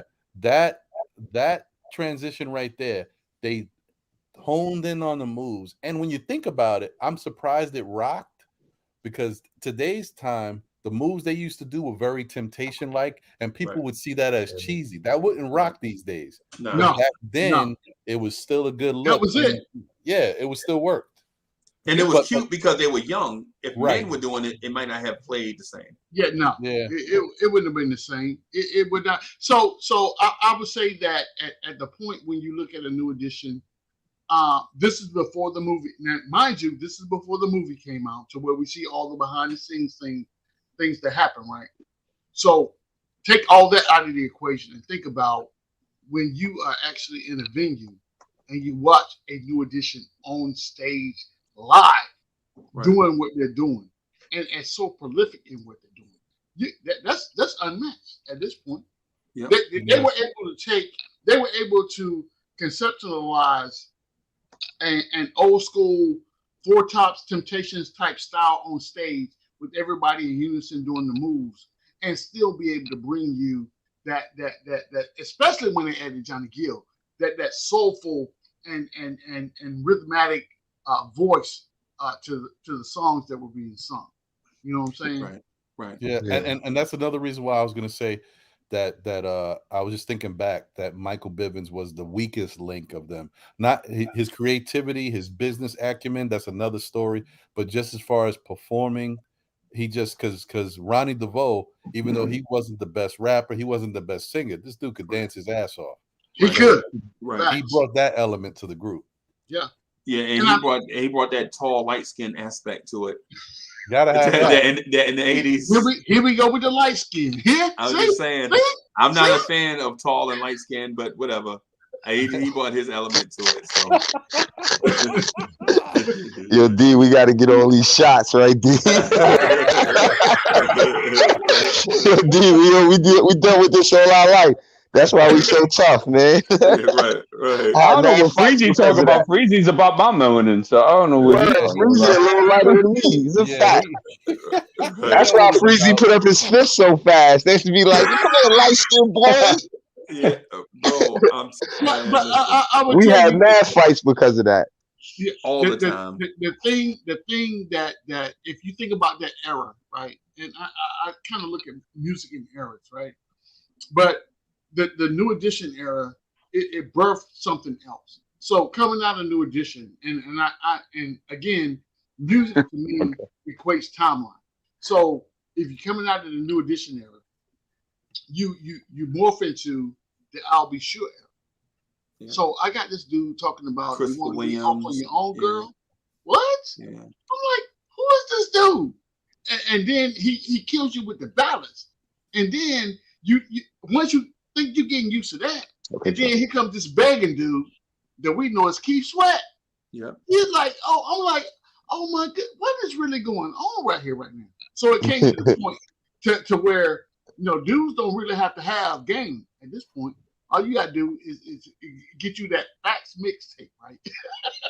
you know the black one that you put to Get the Booty #2 volume 2 on it, and when you get in your car, you plug that into the cassette player, and you're like, okay, all right. You get the people that ain't used to drinking, you get the wine coolers for the ladies, and you drink you a Coke 45 or OE. Or a Boone's Farm. A Boone's Farm. Yeah. Stop. Bartles and James. Not the ladies drinking Bartles and James. You remember Champagne? Yo, that's my y'all ain't heard me. So when people make me mad, I like to do this thing, and I know it ain't fair, but I like when dudes make me mad. I like to call them girly. I start using words. I'll be like girly words. I'll be like, yeah, you that same dude that be drinking champagne. You know what I'm saying? Like, when you get me mad and I can't do that, you know what I'm saying? Like, yeah, you that same dude that be wearing your mama house coat to the mailbox. You know what I'm saying? That's passive aggression 101, bro. Yeah, like you that same dude that be smoking Virginia Slims. Everybody else smoking Newports. You out here lighting your cigarettes on the stove. But anyway, Ron, I want to ask you, man, is there a group that you, when you first heard them, you just swore up and down that they were going to be the next big thing, and then they fizzled out and nothing ever came of them? Yeah. Ideal? Intro. Oh! Yeah. That's a good one. That's a good one, Ron. That's a great one. Whoa. I thought Intro was going to be like, they had everything. Yeah. I mean, that dude, the lead singer, man, that his voice, the soulful connection they had, I was like, this is going to be it. Bro. Wasn't it? Yeah, I had, so there was a group, two of them actually. So there's a group called Ex-Girlfriend. They had the song "Why Can't You Come Home?" Mm-hmm. And it was also a girl group named Allure. You remember Allure? Remember Allure? I love the Allure. Yeah, and there was a boy group called the Black Flames. They redid a joint. Got me on that one. Walking down the street, watching ladies go by, watching you. They redid that song. Oh, they did? Yeah. Okay, all right. Yeah. At first, I was like, nah, I know they wasn't the originators. Okay. No, they weren't the originators of that, but they redid it. And so when I heard them, I was like, yo. But the one that disappointed me the most out of everybody is Ready for the World. You remember Ready for the World? Yeah. I just knew they were gonna be. Did they have more than 2 hits? Yeah, they had a few. They had like 4 bangers. Oh, okay. Like they had a song called Tonight. Tonight, oh Sheila. They had a slow jam called Let Me Love You Down. Yeah. Oh, that's right. Let me love you down. Yeah, that was that was that shit. Ooh. Yeah, man. And they had another song called That's on a Digital lot of Display. soundtracks too. Like that's in a lot of Yeah. movies. That shit right there is a big record. What was the 4th song, Freezy? Digital Display. Oh, I don't know that one. Yeah. Color Me Bad was alright too back in the days with a couple records. I thought they was gonna be so you remember the group All for One? Yeah, of course. Yeah. Yeah, I thought they was I think gonna I be. remember All for One. But they had some mega hits. They just couldn't keep it in the road. You know what I'm saying? But what about you, Chuck? Is there some groups you thought was gonna be fire and they wound up not being nothing? They wound up working in the back home. This is probably later 90s. Third Story. I saw them do some acapella stuff live in when I was at Fort Jackson in Columbia. Right. Nah. Now Bobby Valentino went on to do well with the group that he was with. I can't remember those dudes' names. Mister. They did Blackberry Blasters. Yeah. Yes. Yo, Freezy. Okay, Freezy. I ain't playing with you. I know little something, little knowledge that I shouldn't have. Know so much about something that is important. Then you ask me a real question, I'll be like, I don't know. I'm kind of shocked at how deep your knowledge goes with this. I bro. didn't know, right? And one thing I say that Freezy got over me, which I keep telling y'all, my memory is not good. You may trigger stuff, but I don't remember stuff. Freezy remembers this stuff, so that's great. And by the way, just in case you were curious, and probably not, but 2 members of that group, Mister, are now the 2 members that have reformed Drew Hill. So they're still singing. Yeah, they still sing. Yeah, I saw that. Drew Hill is another group that probably should have been bigger. You know what I'm saying? Yeah, but they I think when Cisco went solo, that kind of dissolved. Yeah, that definitely changed the dynamic. Yeah. Then they had that little the stuff. And another thing that I will tell you though, Freezy, things could have been different. They wouldn't have really matched up with New Edition. But when you brought up High Five, had High Five's trajectory not been so tumultuous and tragic, dudes getting paralyzed, dudes dying, dudes killing their wives, like crazy stuff. Yeah, just crazy. Dudes killing themselves by huffing. That group went through it, B. Yep. I mean, it's crazy, bro. How you see the perfect situation, something so innocent turn into something so crazy. Wild. You know what I'm saying? And part of it is because dudes go from hustling, trying to make it on out of an area that ain't never had that to having the world at your fingertips. Waco, Texas. Yep. I used to date a girl in Waco. Bro, I tell you, no matter what you say, I've been somewhere, bro. I swear to God. I'm so embarrassed, bro. I wish I could have just lived my life in one place and just had a routine, bro. Had a routine. Just been the postman for somebody for 30 years and retired. You know what I'm saying? Yeah. But I'm that dude that moved around my entire life. Like you know how a dude move in your neighborhood for like 2 years and then leave, and then you see him later on at the mall, like, hey, where you been? That's the story of my life right there, bro. That's part of the reason why I'm such a nerd with the Knicks and with music and with movies, bro. I think I know more about movies than anything, bro. Oh, then you and me got a lot to talk about that. That could be tomorrow's topic. That could be too. Yeah, man. Okay, so best action movie you've ever seen, and choreograph wise. Wait, what happened, Chuck? You wanted to add something? Chuck, you muted, About bro. what you just said. Okay. Okay. That's tough. So I'll say this, and it's gonna sound like a cop out. Right. So I really don't watch murder movies much because I got some stuff going on from military stuff. So I'd be trying to dodge that. But Creed was great in my opinion. The boxing movie. Okay. So I like the action in Creed. It looked somewhat realistic. Oh, I was talking more like Gordon Liu, or like, you know, from an old Wu-Tang flicks. Wu-Tang versus Shadow. Yeah, that's what I mean. Yeah. I was talking about Jackie Chan, Drunken Master. I'm talking about the cat from Bak. I'm talking about that type of stuff. Yo, Ip Man. Yeah. Oh, Ip Man. Yes, bro. Ip Man. Right now I got King of New York queued up. Whenever we wrap up here, I'm going. Oh, Christopher Walken. Beautiful. Yeah. So I haven't seen that in years. Woo, that movie's fire. But I'm gonna go check out Ip Man again. I might have to cancel. Man, I've been sitting here, man. I think I'm coming down with something. I'm like, yo, what the hell going on? But I might have to cancel with Beans, bro. But yo, listen. When it comes to action movies, bro, there are so many great action movies. It depends on, like I'll give you an example. A great action movie to me was Lethal Weapon 4 with Jet Li in it. Okay. With Jet Li in it, right? And the reason why the action is so distinct in that movie is because it goes from the old cop buddy style, Nick Nolte, old Gunsmoke style sheriff punching somebody from way back here, one fight, one punch win, to complicated fight scenes. Jet Li breaking down weapons in his hand, dropping bullets on the ground. Yo, it's crazy, bro.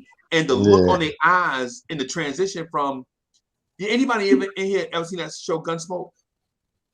It's a long time ago. Yeah, that's a long. So y'all know what I'm talking about. Where the sheriff come and he punched one guy real hard and everybody fall down like bowling pins or whatever. So you go from that to Jet Li beating a whole police squad in a small room by himself with just martial arts and momentum. They trying to pull out weapons and he beat them to them by using Wing Chun. Well, anyway, if you saw the movie before, you'll see the progression from the 80s style fight scenes in action to the modern style. And this movie came out in like 1998. Yeah. You know what I'm saying? So I like that. Okay, I see. I'm gauging where you're getting at. And I mean like choreograph. I'm talking about like when they're not chopping up and editing scenes within the films. Like you see a whole thing filled out in 1 to 2 scenes or 3 scenes throughout a whole 5-minute action scene. Like I mean stuff of that nature. Are we including in comic books like MCU stuff? Are we including George St. Pierre versus Captain America on a trade ship? And what's the name of the movie? Captain America Winter Soldier. Are you including those type? No, because I'm talking about like if you ever see Jackie Chan, The Legend of the Drunken Master, I'm talking about that type of level of choreography. Wow. Like Crouching Tiger, Hidden Dragon type?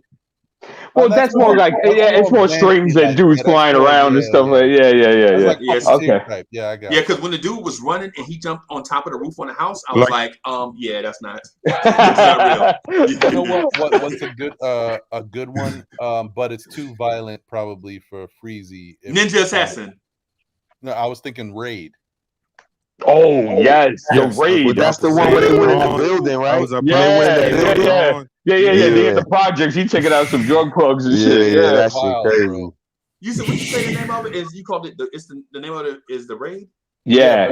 I don't think you want to see that, Freezy. If you talking like you talking, that's not the best to see. Yeah. And it's not that old. Yeah, and so the thing about it is and I'll be open with y'all, man. So a few of us that y'all, the reason why we rock all the time, like me, Soulfinger, Ryan Cleveland, is and G-Man, is because we have like these things, like these conditions from prior military stuff. So that's why certain conversations, when they get elevated, you see me dip off the camera and Right. you know what I'm saying, or whatever. And I be trying to chill, not get into a. Yeah. And not that. So, for instance, for the first time in my life, I watched Saving Private Ryan. I watched it over the Christmas holiday. Yeah. And yo, I legit like could sit through it and watch it, but for Nice. years I couldn't. You know what I'm Right. saying? Okay. Yeah. Wow, So that's good that you could do that. yeah, That's a tough one to watch. yeah, like Platoon, Hamburger Hill, stuff like that. See, I can't watch stuff like that because Right. you know what I'm saying. You know how it is. It's like it's trauma stuff. But Like the I raid, wouldn't. I've never been through any of that, Freezy, and I take anything away from what you're saying. I'm just personally, just me being a person watching it, I can't deal with a certain movie. I could imagine if I was in the military. Like I can't watch Full Metal Jacket anymore. Full Metal Jacket, yeah. Yeah, it's just Right. it's too much for me. You know, I can't watch that dude, what he goes through. It's I don't like it. Yeah, I was watching that. I was watching that as I was in basic training. Oh wow. Yeah. So they said they legit. Hey, we bought some movies, y'all. Y'all watch Full Metal Jacket? And so yeah, it's crazy. Yeah. It's crazy. On some real talk stuff, like because I suffered from anxiety attacks for a very long time, and the fact that you actually face that after all this year speaks a lot of your recovery, bro. Yeah. So you should be giving yourself a big pat on the back on some real shit. Yeah, but this is new to me, so I can talk about it now. I couldn't talk about it before. I used to just walk around with a screw face, and so I use outlets. As so I use outlets like I used to be a correction officer. That was my outlet. Like I'd be like, what the fuck you say? You know what I'm saying? That was like, and so like these things is my. I used to box. Like I used to legit box for the like prize money. The grand prize would be like $800, but the winner would get $500. The loser would get $300. So I never fought for the 300. The 300 was never my goal. Mm-hmm. You know what I'm saying? My goal was to get all this stuff out my system so I can go home and be a regular person for my wife. Mm-hmm. You know what I'm saying? And you know what I'm saying? And my girls at time and all that stuff. But anyway, I didn't want to get into all that stuff. Now, but I hear you. But appreciate you sharing that with us. Yeah, for real. Thank you for that. Yeah. Who may not know. Like I Yeah. didn't know that. So you know, I Real appreciate you talk. saying that. Yeah, man. So and just because you were sharing something, I'll tell you real quick that I understand. You know, D with anxiety.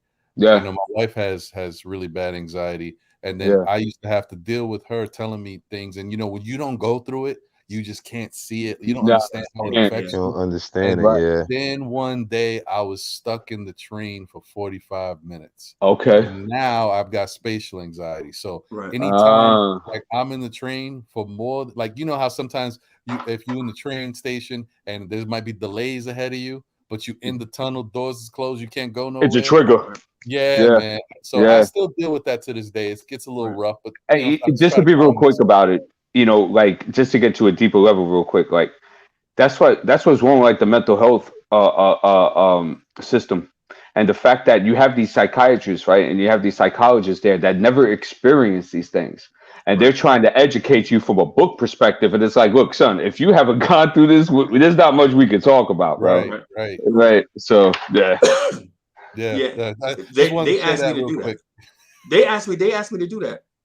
Really? So I was asked. It was like, yo, you ever consider getting a group together? And you know, y'all just sit around in a circle, just room. Don't worry about people being on time. Don't worry about people being late. Don't worry about leaving on time. Y'all just get together, say for 45 minutes every Thursday, and y'all just talk out what y'all think. I was like, man, I ain't doing that. But you know what? I needed that at the time. But when you're going through it, you can't recognize the help. Of course not. Because you're actually going through it. Right. And when she was asking me about it, I was getting agitated, like grinding my teeth. And she was like, you want some? And she was like trying to give me cues, like, hey, you want some bubble gum? You know, you want a sip of water? You want to go outside and get some fresh air? Like little cues. And I'm like, why is this bothering me? What's your bubble gum on my birthday? right. Like, and she could say, so why you have your eyebrows together? I was like, I ain't got my. And then I thought, that was good. So I'm going through a thing and I can't recognize. She recognized it early, gave me all these clues to what was going on with me, and I couldn't stop it myself. You know what I'm saying? It's like when David Banner is like, you know, Bruce Banner is like trying to run from all the stuff because he know what happened. Right. The wrong thing. And he hiding and then Good a rock, analogy. yeah, and then the rock, a pebble just come over and roll off and hit him, just touch him, and that'd be the one thing that send him over the, you know what I'm saying? Oh. Yeah, next thing you know, it's $10 million of damage downtown. You know what I'm saying? So yeah, man. Yeah. But yeah, man. So and that's the reason why I really got the Knicks stuff, not so much, but vibes and stuff. I really want to do vibes and stuff, so people can of all backgrounds and stuff can come together and just have general conversations and vent. Because a lot of times men have this thing, we so macho that we don't feel like we need to talk to anybody about anything. I'll fix it. I'm a man. Ain't nothing wrong with me. Yeah. You know what I'm saying?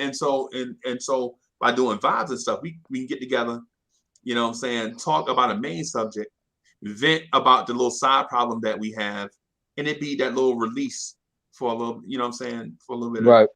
Instead of like you being in the mall and somebody step on your shoe and then I don't see you for like 7 years and you be like, yo, I was in the mall and this dude was tripping, man. I went away for a little bit, man.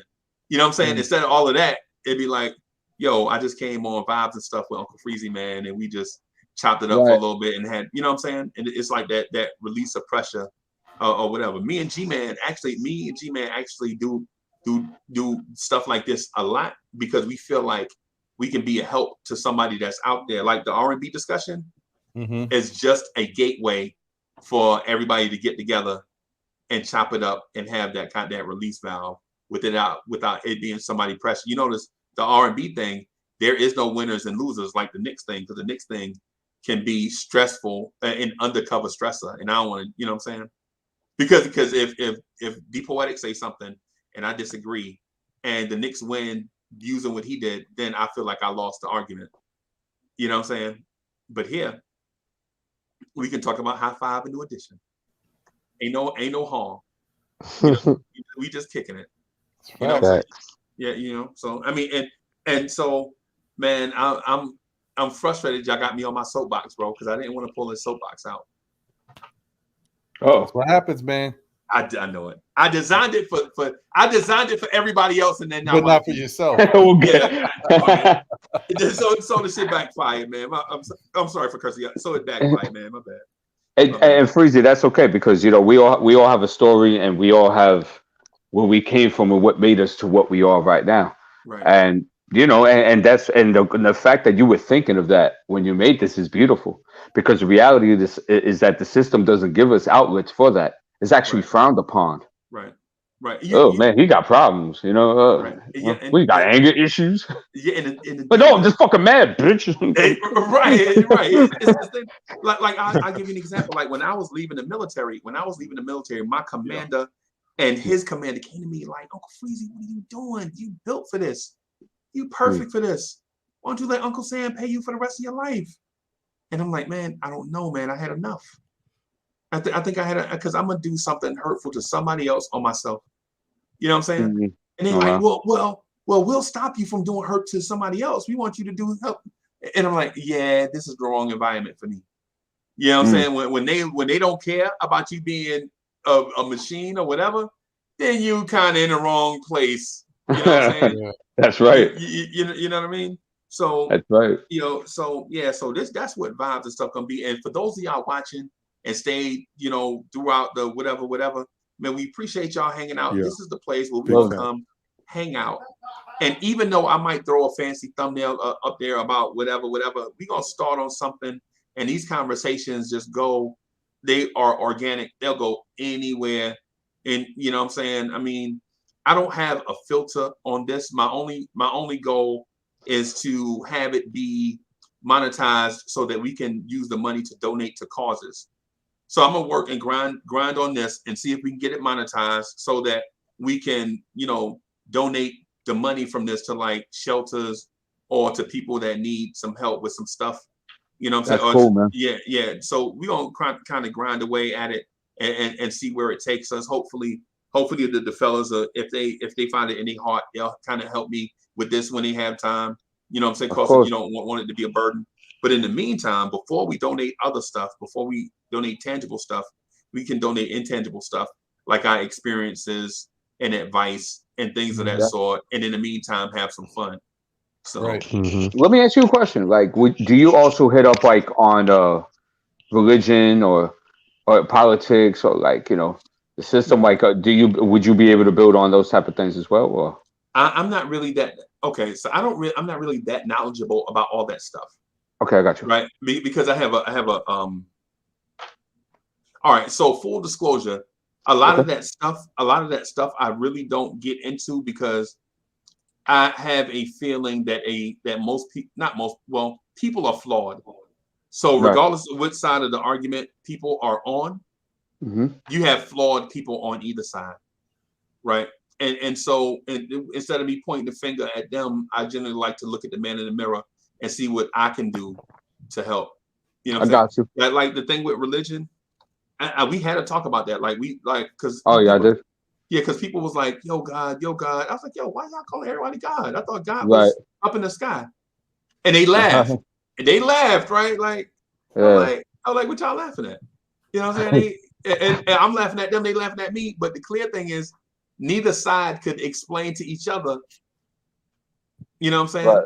You know, so Well, since when they reference that, Freezy, they talking about that you are, inside of yourself, everything that is represented of how you see that God in the sky. So everything that God in the sky is actually in you. So that's why they call themselves that. right. Mm-hmm. That's the way they see it. I see it a little bit different. And the other thing about it is, I mean, you think the the Obi Toppin topic is divisive. Religion is the most divisive thing you could talk about. Oh hell no! Yeah. You gotta be very careful who you talk to about those things. Yeah, right. man. And see, and I'm not afraid of as long as everybody that contribute to it understands that this is a safe place, right? And ain't no enemies here. Right. I don't mind as long as we don't turn it into a nondescript involuntary battlefield. We'll be good. Okay. You just don't come on like so. If you are a member of the nation of gods and earths, don't come on here and you don't know nothing because you represent a whole bunch of people when you speak to the internet. Word up. Or like with me, I'm Baptist, and I'm also, and so the reason why when you say certain things, I'm also a 32nd degree Freemason. So there's a lot of stuff that I see and know that others don't see and know, and so when they tell me certain things, I'll be like, okay. I got to keep certain stuff to myself because when you tell somebody something, all it does is tip you into a conversation that you don't want to have because it takes too long to explain. And then when they explain it, they're not going to explain it the way you explained it to them. Right. Well, Freezy, I already knew you were on something because when I mentioned about the concept of squaring the circle, you knew exactly what the hell I was talking about. Yeah. I was like, oh, look at Freezy. Yeah. And young too, bro. I've been in places with the mayor of Chicago, been in a room with him. Been in places with the mayor of Los Angeles, federal judges, things of that sort, going through routines. They like, hey, young fella, you know this part? Yes, sir, I know this part.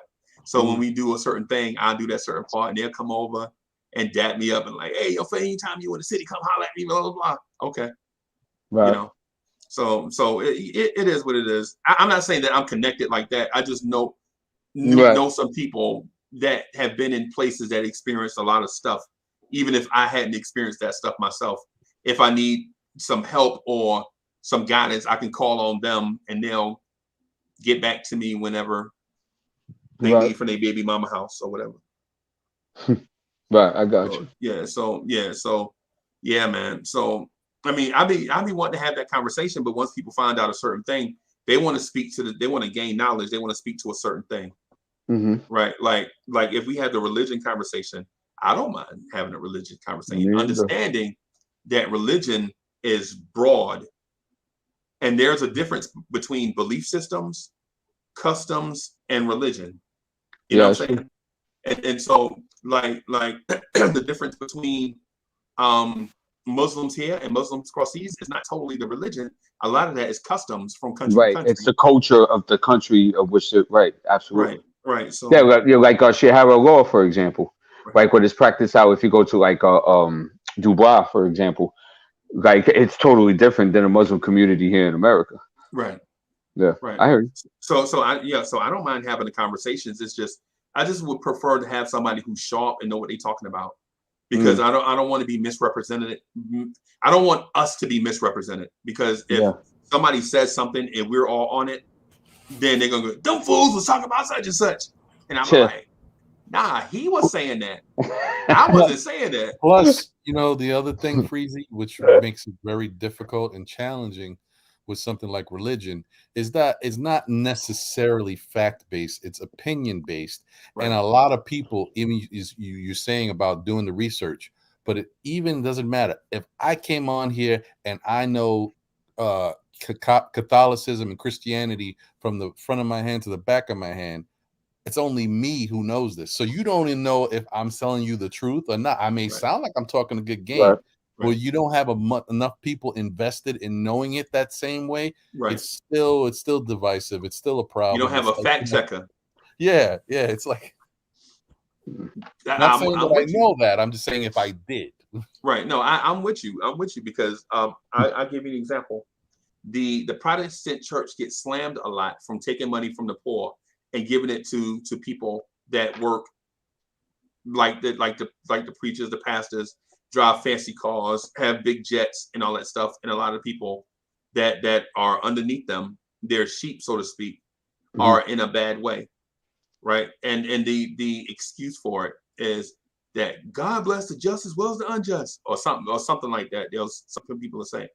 And so my thing is, if you see that, you got to understand that a lot of these people are educated. They went to school.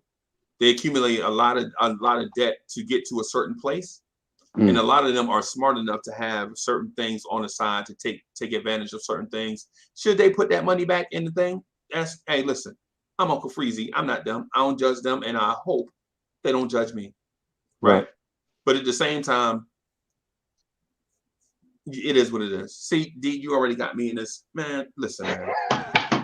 so D, what you want to do, bro? So you want to have a conversation? So look, you have to understand that I'm very well versed in religious history and of knowledge of self and stuff of that nature. So I'll kick it to you like this. What if I was to tell you that the whole purpose of Jesus inside the Bible, of his message to whoever received it, was for you to become in touch with your divine self and to master all your forms of consciousness? What would you say? And I can prove it with scripture. What is divine self? Your divine self is that divine energy that exists within inside you. That divine energy exists in everything that does exist, therefore it lives. Okay. All right. So I see now I'm gonna have to strip you all the way down to bare bones, young fella, and build you back up. And listen, don't be scared either, because I'll do it nicely. I'll do it nicely. So one of these days, maybe we can get together one of these days, bro, and have that conversation, man. That's no doubt. It's a deep conversation. That's why I was like, let me throw it out there. Deep, Let's see what the deal is. It's about divine self. It's about to go somewhere. Right. Word. Right. That's kind of I want to say something to you, but Mariah Carey. Come on, Freezy, say it. Oh, say it. Now I'm gonna call you. Nah, bro. I'm gonna force you to say it. Man, I feel like nah, bro. I'm gonna call you. I'm gonna just say this. Okay. I'm gonna just say this. There is no such number as there. Well, there is a such number as one, right? But one is not important. I'm gonna just say it that way. So if you're looking at yourself, you said self, right? You said divine self, right? Correct. Right. So that right there is not important. I would just leave it at that. Well, I mean, it's a part of the whole. It's an aspect of the manifestation of self. Yep. Every reading that you ever read, everything always mentions numbers, right? Of course. Okay. All right. I'll just leave that at that. Well, Freezy, they say there can only be one. Right. I got that from Star Wars. There can only be one. Oh, that And his Yoda, name- man. and his He's name- so his name smart, is- that guy. And his name is Obi. There can only be one, and his name is And Obi. talk about a very quick tip about Yeah. about Star Wars real quick is that George Lucas, who wrote it and is the name behind Star Wars, was actually an Egyptologist. And he was very well versed with the Badu Necha. So that's why Yoda was the master. So that it's a lot to talk about. But there was a priesthood within ancient Egypt that they would use green as the symbol and color of that. So they actually use Yoda in representation of that mastery and wisdom and paying tribute to those priests from back then. So This is a smart young fella. We're gonna enjoy Isn't breaking he? him down. Isn't he? We're gonna enjoy breaking him down, bro. He gonna leave, he Taking it gonna back mess to around and that boy good. that boy good. That Ladies boy and good. That boy good. That boy good. Yeah, man. Yeah, man. Y'all, hey, y'all, I think I'm coming down with something, man, the day before my birthday, bro. Oh man. Yeah, I can hear it in my voice. You know what I'm fruits and saying? vegetables. Yeah, I would go, man. Yeah, man. Yeah, fruits and vegetables, like he said, a lot of liquid, vitamin C, vitamin D, if you got it available. Plants man, and herbs. Yeah, Yeah. because I was feeling a little funky yesterday, but more nasally. But today I feel great. So yeah, maybe Right. might just be right now, man. Yeah, man. It may be. I think I'm gonna see if I can get somebody to do the thing with baked beans tonight, because I don't want to cancel and ruin the momentum, man. But I may have to, yo. Anyway, tomorrow night you doing the game? Let's do it. 11 o'clock tomorrow. Still Knicks fans? You know it. Okay. We'll be okay. there. Hardwell, what y'all doing tomorrow? Nothing. Nope. We only going on later. We was adjusting our time for Beans time. So we was trying to make sure we came on like after, because first we was gonna go on early, but I told him to go on like around 10. Right. Okay. So we don't clash. All right. So I'm gonna call Beans and give him a call, man. He gonna be mad, but I ain't baked beans. You gotta, your man is human. Yeah, exactly. Yeah, so hey, but let me thank everybody for watching. I know the conversation went around the world and back again. You know what I'm saying? We're gonna try to do some more joints just like this. Maybe who knows, maybe Sunday or Monday, maybe both. I don't know. We'll try to figure out something, man, because I really want to. Ron, I ain't gonna lie to you, bro. I really enjoy you breaking down music, bro. I didn't know you was very well good. versed. So is Chuck as well. Chuck too. And G-Man surprised me too. G-Man knows a little something as well. Yeah, man. Mr. Chuck digging in the crates. Crates. Yeah, man. I'm gonna get out of here, man. Okay, y'all have a good night. And if we do something, man, I'll hit y'all up. But I think I'm gonna have to take something or something, bro. Listen, fruits and vegetables and plants and herbs. Me. Stop being stubborn. Do it. Text me if anything, Freeze. Word. Just text my line. All right. I got you. I got you. I'll holler at y'all later, man. Y'all stay safe, man. So Freeze, one more thing. So you're not going on with Beans? I don't feel like it, bro. But we gonna see. I'm gonna call them and see what the vibe be like. Okay. And one more thing, Freeze. You better start getting some damn sleep, because sleep contributes to a lot of that stuff as well. Bro, it definitely contributes to anxiety, bro. Bro, I'm telling you, man. I slept like 3 hours today.